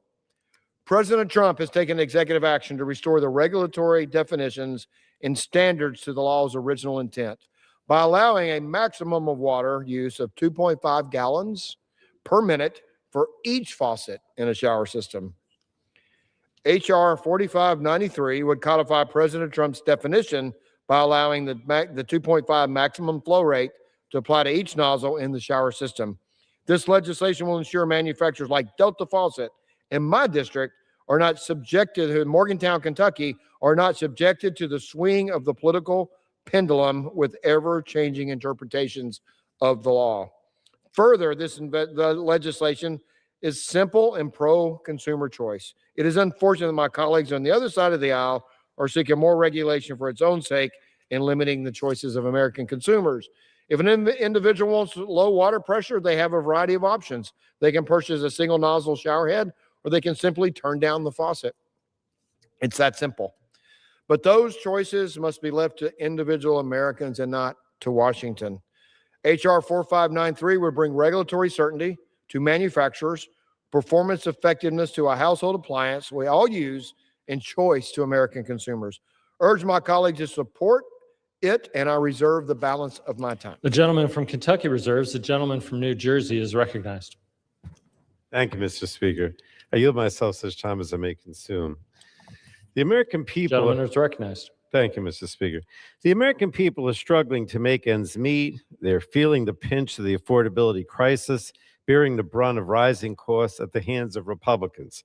Yet my colleagues continue to turn a blind eye to the cost of living crisis. In fact, President Trump has called the affordability crisis a con job and a Democratic scam. Now, that's how out of touch they are, Mr. Speaker. Healthcare costs are skyrocketing. Electricity bills are through the roof. Meanwhile, President Trump just illegally invaded Venezuela, and Secretary Kennedy is putting children's lives at risk by restricting access to vaccines. There's a lot this Congress could be doing this week, but the first bill Republicans bring to the floor in 2026 is about showerheads. It's almost impossible to believe, and to make matters worse, this bill will actually drive up monthly utility bills for American families. Now, we know electricity prices are up 13% across the country, and 80 million Americans are struggling to pay their utility bills, and Republicans want to make that financial pain even worse. Grocery prices are surging, and of course, monthly healthcare premiums are skyrocketing across the nation thanks to the healthcare crisis Republicans created by failing to extend the Affordable Care Act's enhanced premium tax credits. As a result of their inaction, more than 20 million Americans are now facing skyrocketing monthly health care premiums. In many cases, and I'll say in my home state of New Jersey, Mr. Speaker, double or triple the cost that they paid last year. We just heard on the discharge petition, a debate just a few minutes ago, about how, as a result of that discharge petition, no thanks to most of the Republicans in the leadership, we are going to have an opportunity to vote on the premium tax credits. But the bottom line is that has nothing to do with the Republican leadership. This was a Democratic initiative that a few Republicans finally joined with us, so we have an opportunity to vote on it. But there isn't a single thing that the Republicans can point to about dealing with this affordability crisis that they've created. President Trump and his Republican accomplices are completely out of touch with the alarming reality millions of Americans are facing, and Republicans have no plans to address affordability, and I think today proves it. They're beginning this new Congress with a bill that changes the definition of showerhead in order to open the door for the Trump administration to increase already rising monthly utility bills and to waste our scarce water resources. This bill would actually increase costs for consumers. In Trump's first term, he redefined showerheads to allow them to use significantly more energy and water. Showerheads with multiple nozzles could vastly exceed the current limits. For example, a showerhead with 8 nozzles could use up to 20 gallons of water per minute under Trump's 2020 definition. Now, think about this. You're raising the cost, you're increasing utility bills, not only for electricity, but also for water, and you're wasting energy and you're wasting water. And the bottom line is that manufacturers didn't want this. They largely rejected this move by President Trump and didn't produce showerheads that exceeded the limit that existed. And that was because they knew that consumers value money saving and water conservation showerheads that are good for both their wallets and the environment. And energy and water conservation standards, Mr. Speaker, are save consumers money. The only reason that we have these energy efficient standards, both for showerheads and for so many other things, is because Congress on a bipartisan basis decided to establish a program where if the Department of Energy or other departments, mostly Department of Energy, could show that in fact you could save money for consumers and eliminate a lot of waste in terms of water and energy, that they would put forth these standards. These are bipartisan standards. In 2024 alone, energy and water conservation standards slashed $576 off Americans' utility bills while cutting our energy and water consumption. Now, I'm just trying to point out, Mr. Speaker, that Republican priorities are completely out of touch with the concerns of everyday Americans, out of touch with the manufacturers, out of touch with the average American. The only Republican priority is pleasing President Trump. Whatever he wants, they give in to his every wish, even if it means driving up utility bills for American families. So I urge my colleagues to vote no on this bill, and I reserve the balance of my time. Gentleman from New Jersey reserves. The gentleman from Kentucky is recognized. Thank you, Mr. President. When my friend from New Jersey had his poster, he didn't actually have the poster that President Trump was referring to when he was talking about the affordability. As the poster showed the different states and the rising price of energy. And it showed certain states and certain areas, he colored them blue on his poster, and red states, the difference in what people are paying for electric rates. And you can tie it directly to state and local governments who are making decisions to shut down generation of energy. So when you overregulate, why are people paying more for appliances and for dishwashers and for stoves? It's because of the regulation moving forward. Why are they paying more for shower heads? As we said, if people can have the choice, they can also turn down their water. As I said, it's just that simple. I will yield 2 minutes to my good friend from Texas, the vice chair of the Energy Subcommittee, Mr. Weber. Gentleman from Texas is recognized. Thank you, sir. Thank you to the gentleman from Kentucky. Mr. Speaker, I rise today in support of the Shower Act led by my colleague, Representative Russell Fry. You know, over the last several years, Americans have seen firsthand what happens when a radical regulatory agenda takes over Washington. The previous administration, it's sad to say, inserted itself into nearly every aspect of American life, raising costs and imposing rules that made no sense for American families. One of the clearest examples is what they did, believe it or not, to our showers. They twisted the law to claim, you can't make this stuff up, that the 2.5 gallon per minute standard applied to the entire shower system instead of just each individual shower head. You can't make this. Frankly, I think they were all wet. The result was weaker water pressure and daily frustration for homeowners, all in the name of government control. For a year now, this Congress has worked to reverse the damage left behind by previous administrations, Mr. Speaker. The Shower Act is simply another step in that effort. It locks in the law's original intent and ensures that future leftist administrations cannot weaponize regulations against everyday Americans again. This bill is one of many we must pass, Mr. Speaker, to reverse the harm already done and restore America to the one we once knew. With that, Mr. Speaker, I urge my colleagues to support the Shower Act, and I yield back. From Texas yields. I reserve. Gentleman from Kentucky reserves. The gentleman from New Jersey is recognized. Mr. Speaker, I yield to the ranking member of our Energy Subcommittee, the gentlewoman from Florida, Ms. Castor, 5 minutes. The gentlewoman from Florida is recognized. Thank you, Mr. Speaker, and I thank the gentleman from New Jersey for yielding the time. I rise in opposition to H.R. 4593 with a great concern that House Republicans simply do not care to work on any solutions to lower the cost of living for our hardworking neighbors back home. In 2025, House Republicans failed to bring one bill to the floor to lower the cost of living or to tackle the high rate of inflation.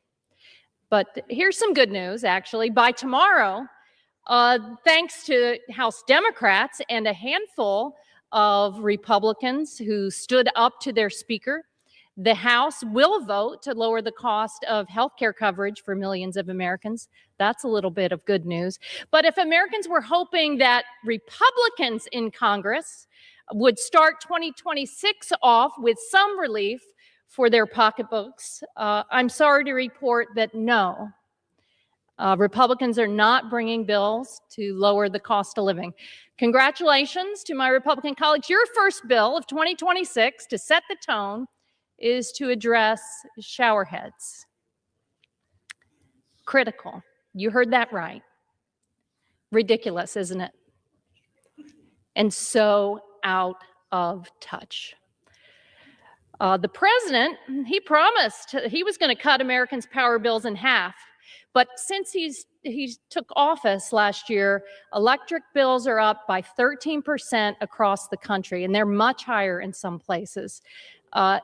80 million Americans are struggling just to pay their electric bills.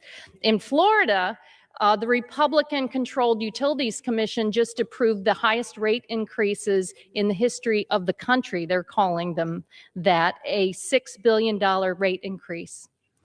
And across the country, folks are facing about $86 billion in electric rate increases. So hold on to your wallet.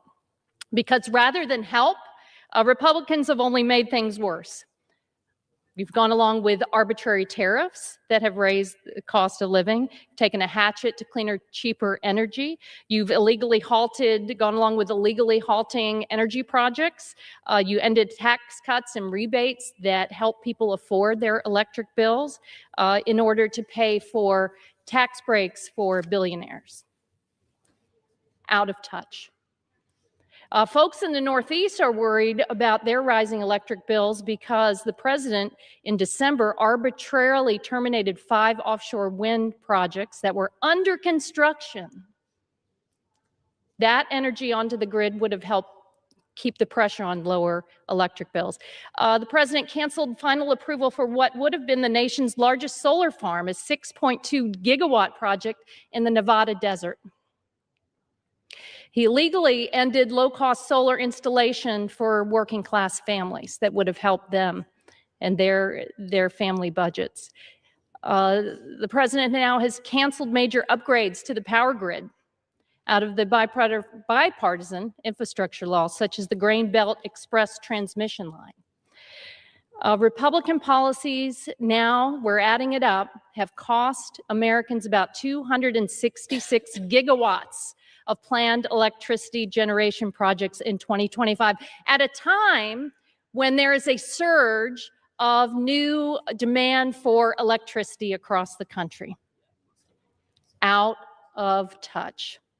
And speaking of out of touch, of course, the president doesn't believe there's an affordability crisis. He's called it a hoax. The real issue for the president, shower pressure and redecorating the White House and so much more. Yes, it was last April that the president thought it was so important he issued an executive order to end the Obama-Biden war on water pressure and make America's showers great again. Out of touch. But he urged Congress to codify that order. So that's what we're doing here tonight on the first bill of 2026 by this Republican majority. Seriously? So what has been the president's focus during all this time? He's called the affordability crisis a hoax. Well, he paved over the Rose Garden. He's now torn down the east wing of the White House to make way for a grand ballroom funded by people who have business in front of the federal government. He has he's all over the White House. I haven't been over, but all of the pictures are 24-karat gold, now ornamentation all through the White House. He has installed marble floors. I've seen him tweet that out. Has also added his name to the Kennedy Center. For those of you that haven't come to Washington, D.C., he's put banners of his picture up on federal buildings. He's proposing to put his likeness on gold Gentlewoman's coins. time has expired. Gentlewoman, additional 2 minutes. 2 minutes. Gentlelady is recognized. I think you get my drift here. But it was so galling as people are trying to pay their electric bill, their grocery bill, that the president here is bragging about how he's redone the Lincoln bathroom, yes, with gold shower heads. We don't need to redefine what constitutes a shower head. We don't need to weaken energy and water conservation measures that help people save money. We don't need to make life more expensive for hardworking neighbors back home. We don't need to boost foreign manufacturers who want to import inferior products to the U.S., but that's what you're doing. No, in 2026, we're going to need real solutions. I beseech my colleagues to work with us to tackle the high cost of living. What you could look back on 2025 now, federal spending is up. You added $2 trillion to the national debt. You've lost manufacturing jobs when you add it all up. And now your answer on the first bill of the Congress in 2026 is shower heads. Out of touch. Mr. Speaker, I yield back the balance of my time. Gentlewoman yields. Gentleman from New Jersey reserves. Gentleman from Kentucky is recognized. Thank you, Mr. Speaker. If you talk about affordability, we did pass and signed into law no tax on Social Security. It's a deduction that people have that generally have their incomes. It's almost all Social Security or others won't pay any tax on that. No tax on tips. People working the tip income won't be paying tax on their tips. And I come from the world of manufacturing where people work hard all week and hoping for overtime over the weekends so they can earn more money for their families. Now, no tax on overtime to make things affordable for people and give them more money in their pocket to pay for things. But we also need to make them cheaper. We've worked hard on energy. We passed bills out of the committee, across the floor on permitting energy. We have energy in this country, but we have to be able to generate the electrons. And we have to be able to move the energy to where it needs to be. And the problem is permitting. And I'm a believer in all the above, and we need to develop all the above energy strategy. but we have 112 gigawatts of power. Gigawatt is the city of Seattle. So 112 gigawatts of power scheduled to go offline in the next decade because of environmental regulations, which we can do these safe and secure and save our environment and produce the energy that people need. And again, if you bring the poster that the president used, you can see states that have the highest energy prices, and it goes to their energy regulation that their state and local governments have done to themselves, which is important. I was Mr. Speaker, in California putting gas in a rent-a-car, and I looked over to the guy next to me. I said, anybody here, do you have any idea how much people pay for gas in the rest of the country?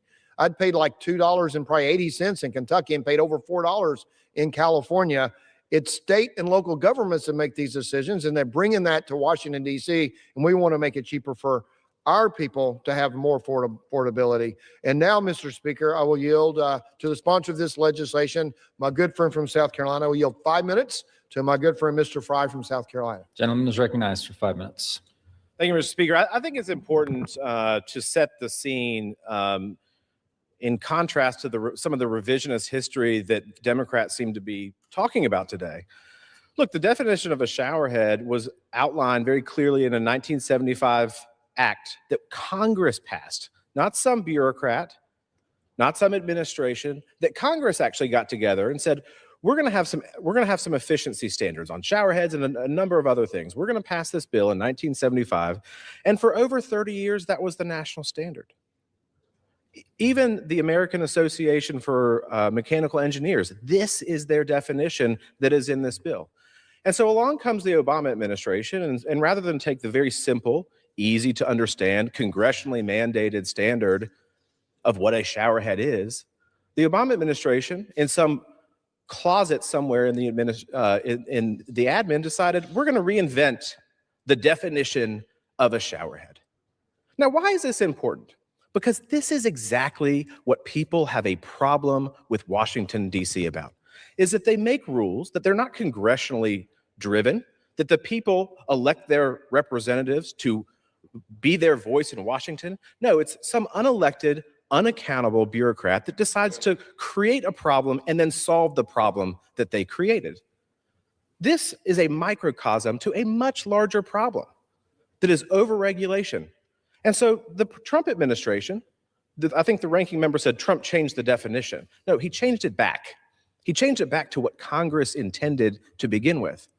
And so now we have the Biden administration that comes in and pulls it back again. So we have this ping pong effect of regulations that are creating uncertainty for manufacturers, and they're creating uncertainty for consumers.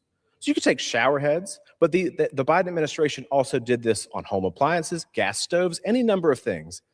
And the degree of regulation that Democrats and their bureaucratic allies are willing to do, even as something as small as a shower head, that should send alarm bells. Why are we not empowering people to make choices about what they want in their own homes? If they want a nozzle that dribbles on their head, well, then go get one of those. If you want something that slices an orange, well, then go get one of those. That should be your choice as a consumer. But we find ourselves in this endless game of whack-a-mole in Washington, D.C., because bureaucrats create problems and then solve them like they've done something meritorious for the country. It's total BS. And so this bill is quite simple. It restores the definition of a showerhead to what Congress originally intended in 1975. It was a law for 32 years before the problem was created by the Obama administration, and then they solved the problem. And so the president's absolutely right, not just on shower heads, but on home appliances.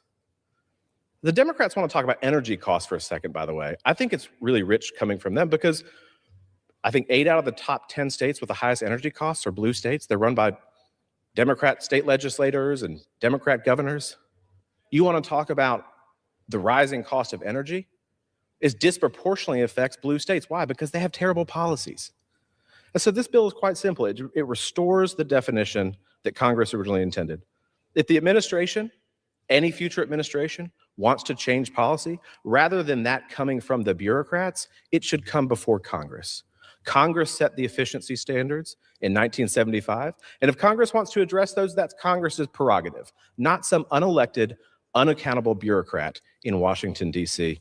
With that, Mr. Speaker, I yield back. I reserve. Gentleman from Kentucky reserves. The gentleman from New Jersey is recognized. Thank you, Mr. Speaker. I yield 3 minutes now to a member of our committee, the gentleman from New Jersey, Mr. Menendez. Gentleman is recognized for 3 minutes. Thank you, Mr. Speaker, and I thank my friend and colleague, Ranking Member Pallone.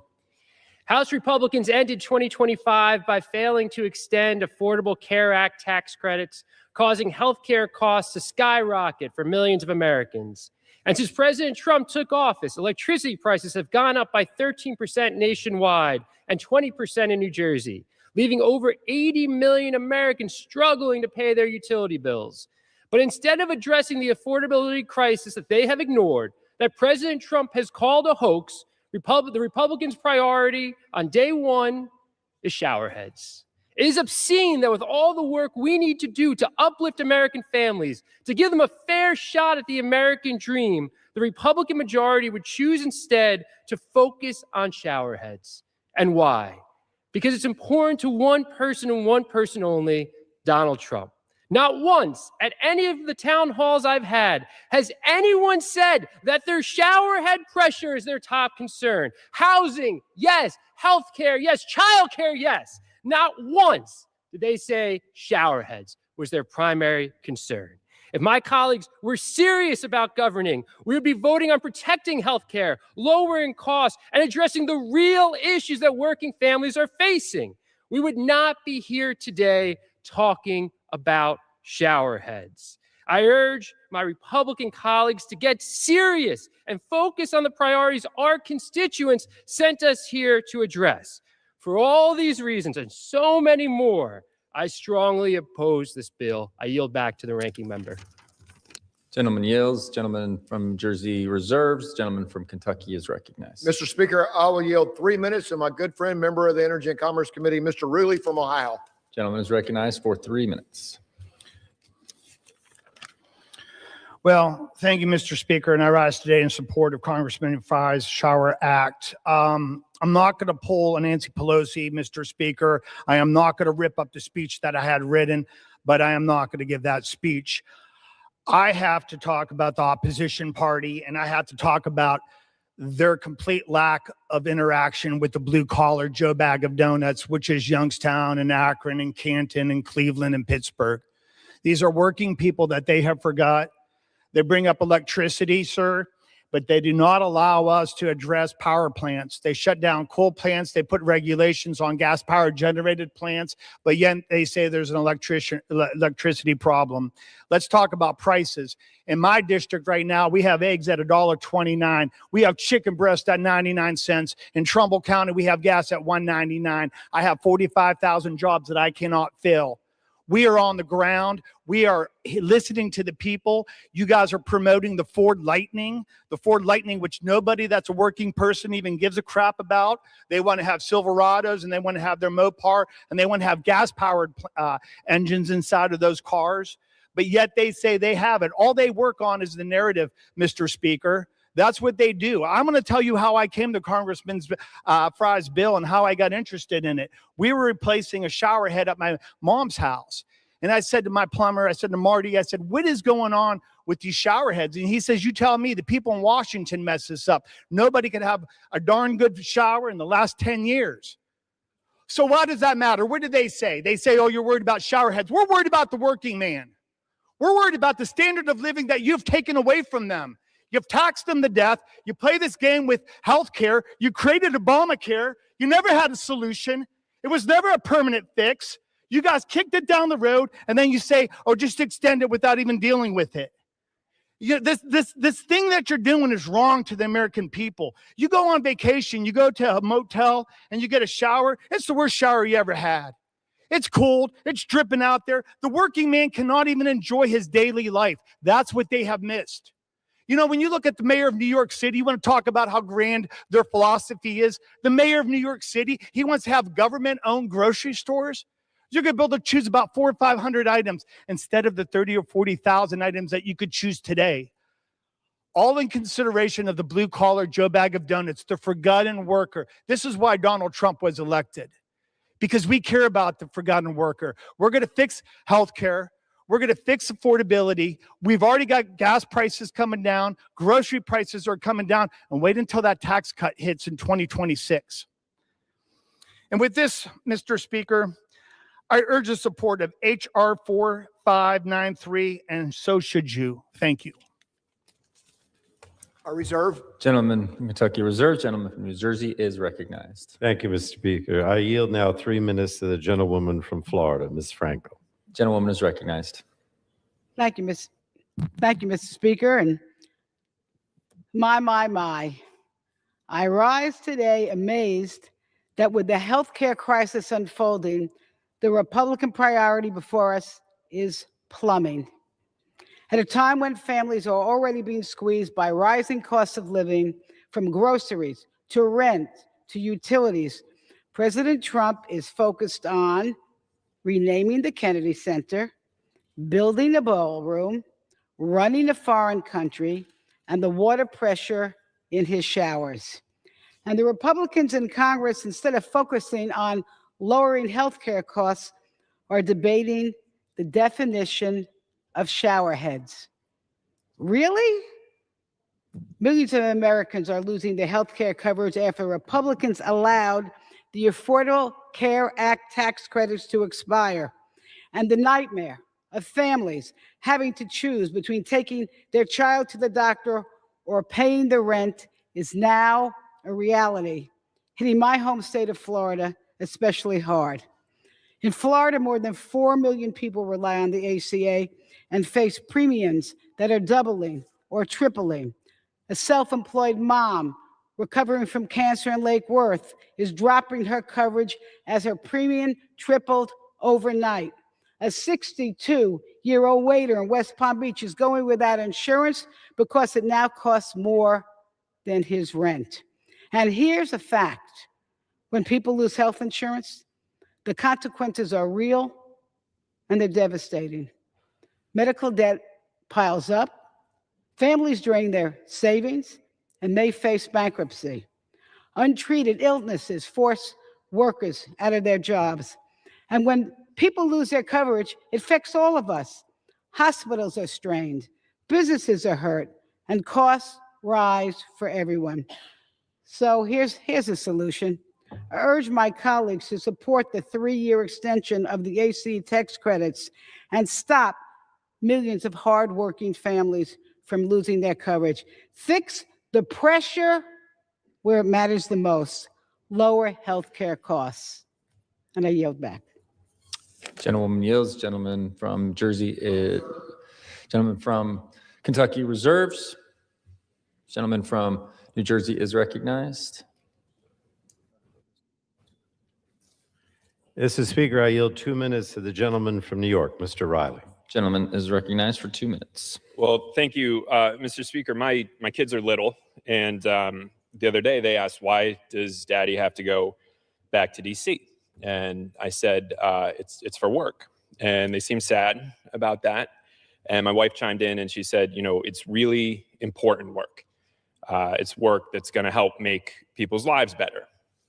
And now here we are, back at work, and the first thing on the agenda in 2026, it's not to lower the soaring utility bills, it's not to lower the insurance premiums, it's not to make housing more affordable, it's shower heads.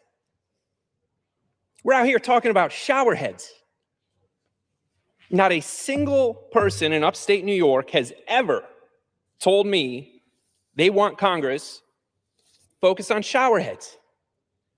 The owner of the tattoo shop in Ithaca, she told me she's going to go uninsured this year because she can't afford the premiums. Got a grandma in Endicott who's cutting back on the groceries because NYSEG's jacking up the rates and sending all of her money to Spain. Got a young couple, 2 nurses in their 20s. They told me they can't save up for a home because Wall Street's gobbling up all the inventory, but here we are talking about shower heads. And you wonder why people look at this place and see it as a self-serving, out-of-touch, dysfunctional mess. We don't need new ballrooms. We don't need new shower heads. We don't need a new name for the Kennedy Center. We need lower costs, better jobs, and a square deal. And so at the appropriate time, I'll offer a motion to recommit this bill back to committee. If the House rules had allowed it, I would have offered the motion with an amendment to lower costs for hardworking families in upstate New York. And I ask unanimous consent to insert into the record the text of this amendment, and I yield back. Without objection. Gentleman yields. Gentleman from New Jersey is recognized. Gentleman reserves. Gentleman from Kentucky reserves. Gentleman from New Jersey is again recognized. Thank you. Thank you, Mr. Speaker. I'll yield 4 minutes to the gentlewoman from New Mexico, Ms. Stansbury. Gentlewoman is recognized for 4 minutes. Mr. Speaker, there are days, increasingly so, when I cannot believe my eyes and my ears in this chamber. It's about 7:00 p.m. East Coast time, and it has been a long day. I just came from the Oversight Committee where we just subpoenaed additional witnesses in the Epstein investigation, including potential co-conspirators in the crimes of Jeffrey Epstein. We spent several hours today getting a classified briefing on what happened in the unauthorized invasion of Venezuela by this administration and the capture of a foreign leader, as our president and his administration are threatening to invade other foreign countries and have failed the most basic constitutional duty of seeking the consent of Congress and advising members of Congress. And today we forced a vote on this floor, forcing all of you to ensure that we vote to save the Affordable Care Act for millions of Americans to have health care. And so you have to understand, Mr. Speaker, how absolutely inane and bizarre it is to come to the floor at 7 p.m. for the first real bill of this Congress this year and have it be on showerheads. Now, when I heard that we were going to be voting on showerheads, I literally had to go Google and look up what this was all about. And, you know, I was actually genuinely shocked that the president, of course, had signed an executive order in April demanding that we change the efficiency standards for showerheads. And as I often do, I went down a rabbit hole and in fact started pulling up pictures of the kind of showerheads that we're talking about. And so it's fascinating to me, Mr. Speaker, to hear the impassioned pleas for regular working people to take high pressure showers in motels, because that's not why Donald Trump signed an executive order on this issue. No, Donald Trump likes his big fancy showers with multiple heads. We're talking about rich people showers. These aren't even like, you know, everyday showers. And so my question, Mr. Speaker, is why on God's green earth, on the first full day that this Congress is back in 2026, are the Republicans using the floor time in the midst of armed conflict and daily corruption by this administration to run a bill on rich people showers for Donald Trump? I mean, it's just absolutely amazing.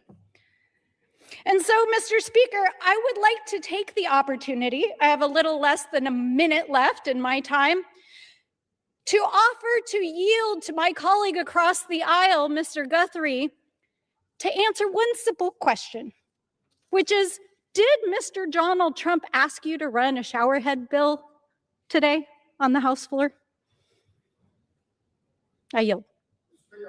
The question I've been asking ever since we got here is, since we've been working on the bills, Mr. Speaker. Speaker, I'll reclaim my time. If Is the why chairman, no, I'm sorry, Mr. Speaker, Mr. Speaker, I will reclaim my time.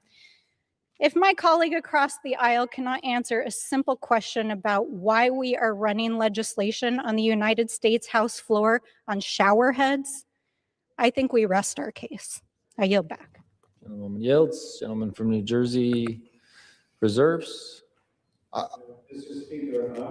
Well, I want to recognize myself to answer the question. So one is, no, he did not ask me to do this bill. Didn't ask to do this bill on the floor today. I know the president's very interested in this issue, but not on this floor today.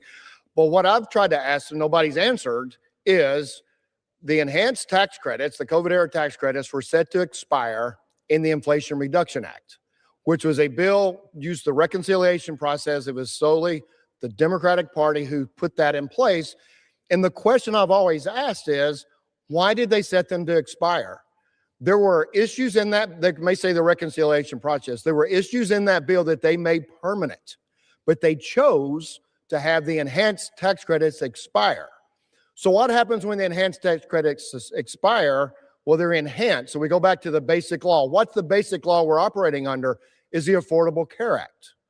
So why is the Affordable Care Act not saving people money? I remember when I was, this first came out, I was speaking to a Rotary Club, and a person asked me in the end, he goes, well, you're talking so negative on the Affordable Care Act. And I said to him, I said, you know, I really hope that people can keep the doctor they want to keep, have the choices they can have in healthcare, and their premiums will go down. And if that happens, I will eat my words, and I hope I can eat my words, because there is no joy in having a bill passed and see people lose their doctors of their choice, lose choice in health plans because it's consolidating, lose choices in healthcare because it's consolidating, and seeing their premiums skyrocket. Talking about how much the premiums are skyrocketing. You know why? What's the underlying law? The Affordable Care Act. So I wish I could answer the question. I wish I would get answer to the question, why did they set them to expire? And why is the Affordable Care Act not working? I am prepared to close, and I reserve my time, but I'm prepared to close. Gentleman from New Jersey is recognized. I'll close at this point. All right. I yield myself such time as I may consume, Mr. Speaker. Gentleman is recognized. Mr. Speaker, I have to respond to the chairman of our committee, who, of course, I respect a great deal. Look, the Republicans have never supported the Affordable Care Act. When we passed it, and I was one of the drafters, how many years ago now, there were I think there were none, but certainly almost none Republican votes. When we tried to expand tax credits, because we knew that in order for people to be able to afford the health insurance, from time to time we'd have to reauthorize the tax credits or expand them for certain incomes. They were not there. They were never there. Frankly, and I don't want to go into this in any great deal depth today, but frankly, the bottom line is that I and most Democrats believe that health care is a basic right, and that we as a Congress have a responsibility to make it so that most people, if not all Americans, can have health insurance, because otherwise they can't see a doctor, they end up in the emergency room, and they get sicker, and our society suffers for it, either financially, health-wise, or whatever. So I don't really want to get into this debate about who, when, and where, because the bottom line is that the Republican Party has never supported any of this. Many of them don't even believe, I think, that somehow we should be helping Americans pay for their health insurance. But in any case, they've never supported the Affordable Care Act, Obamacare. They've never supported the enhanced premium tax credits. And so talking about when you did it or didn't do it, to me, is irrelevant. The bottom line is you had the opportunity to extend it during the reconciliation bill. You did not. You had the opportunity right through the end of this year to extend it before it expired, and all these double and triple costs per month for health insurance started on January 1st, and you didn't do it, and you're not doing it now. When we had the debate just a half an hour ago about the bill that's finally coming to the floor, not because of the Republicans, but because every Democrat in this House signed a discharge petition, and we got a handful of Republicans to sign the discharge petition, overturning the right of the Speaker to determine what bills come to the floor. So it will come to the floor tomorrow. But when I was here for the debate on the rule, there was only one Republican that got up and said that they were supportive of extending the tax credits. I'm going to see tomorrow how many Republicans come to the floor and say they're going to extend the tax credits or vote to extend the tax credits. There will be very, very few, unfortunately, because this is not what you support. In any case, I want to talk a little bit about the affordability crisis in general. Across the country, the American people are trying to find ways to afford the rising prices of grocery, electricity, and their water bills. We hear from our constituents, and I do every day, that affordability is their top concern. And as Democratic elected members of Congress, I think it's our job to address these concerns, not only health insurance, electricity costs, water costs, so many things that deal with affordability. Yet I see my Republican colleagues only seem interested in fighting the Trump administration's latest culture war on showerheads. Now, I've tried not to laugh about this because I think the issue has a level of seriousness, but it is incredible that not only are they bringing up this bill as their first bill of the new year, but the fact is that the bill does nothing to help the American people. If you were doing something with showerhead bills to bring down costs, I'd say fine. But that's not the case. This is only being done because President Trump, who's been complaining about efficiency standards since his first term, efficiency standards for everything. And I think he's completely out of touch with the realities that everyday Americans face. The truth is simple that efficiency standards lower costs for Americans. And I've said it before, but it's worth repeating. In 2024 alone, energy and water conservation standards slashed $576 off American utility bills while cutting our energy and water consumption. Why is that a bad thing? It's a good thing. It is totally, in my opinion, kind of dishonest for Republicans to claim that the cost of compliance with environmental regulations and efficiency standards drive up prices. They do not. It's not conservation that's driving up prices for Americans. It's Republican policies. And I would particularly point to Trump's tariffs driving up costs for the average American. And the Republican Party let the Affordable Care Act enhanced premium tax credit expire without any safety net. So you have millions of Americans who are going to lose. Some have already decided not to sign up because they can't afford it. They're going to lose their health insurance. And we will tomorrow, have more, and the next day and the next day until we pass this enhanced tax credit bill, more and more Americans that have no health insurance and the negative consequences from that. Let's also talk about the big ugly bill. They call it the big beautiful bill that's projected to increase electricity prices for American families by 61%. Nearly 1 in 20 American households are in severe utility debt.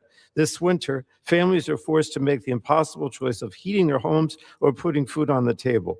We have to address these issues, but that's not enough for my Republican colleagues. They now trying to pass partisan legislation to increase utility bills too. That's what this bill does.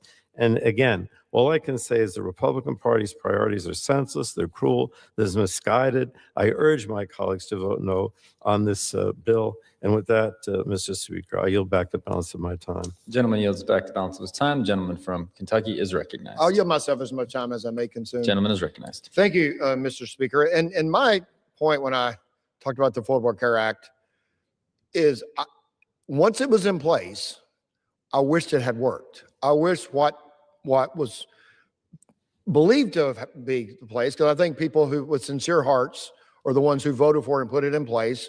We did have choice, and we had to have more people provided. We didn't have consolidation, and we had cheaper health insurance. That's what we want. But I will tell you, the Energy and Commerce Committee and the Ways and Means Committee are going to be focusing on the cost of health insurance. We are going to have we talked yesterday, put out that the health insurance executives from the major health insurance companies, their CEOs, are going to come before our committee. We're going to spend this year and hopefully finding ways that we can work together because it's not just the premiums reflect the cost of healthcare. And that's what we want to understand, the premiums, how they devise the premiums, where the premiums going, who's getting the money, what about the consolidation. So we're going to have a series of hearings, and the first one is going to be CEOs of major insurance companies to come before our committees to do the proper oversight to see why is it going from $14,000 to $22,000. Why are people being affected that way? That's the answer the American people deserve. That's the work we must do, and I hope we can do it together. I urge the support of the underlying bill, and I yield back the balance of my time. Gentleman yields back. All time for debate has expired pursuant to House Resolution 977. The previous question is ordered on the bill. Pursuant to Clause 1C of Rule 19, further consideration of H.R. 4593 is postponed.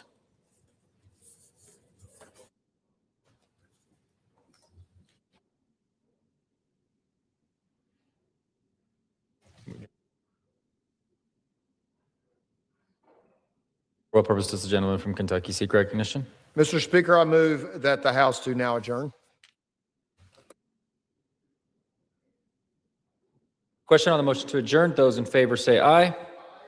Those opposed, no. In the opinion of the chair, the ayes have it. The motion is agreed to. Accordingly, pursuant to House Resolution 978, the House stands adjourned until 10 a.m. tomorrow for morning hour debate at noon for legislative business as further mark of respect to the memory of the late Honorable Doug Lamalfa.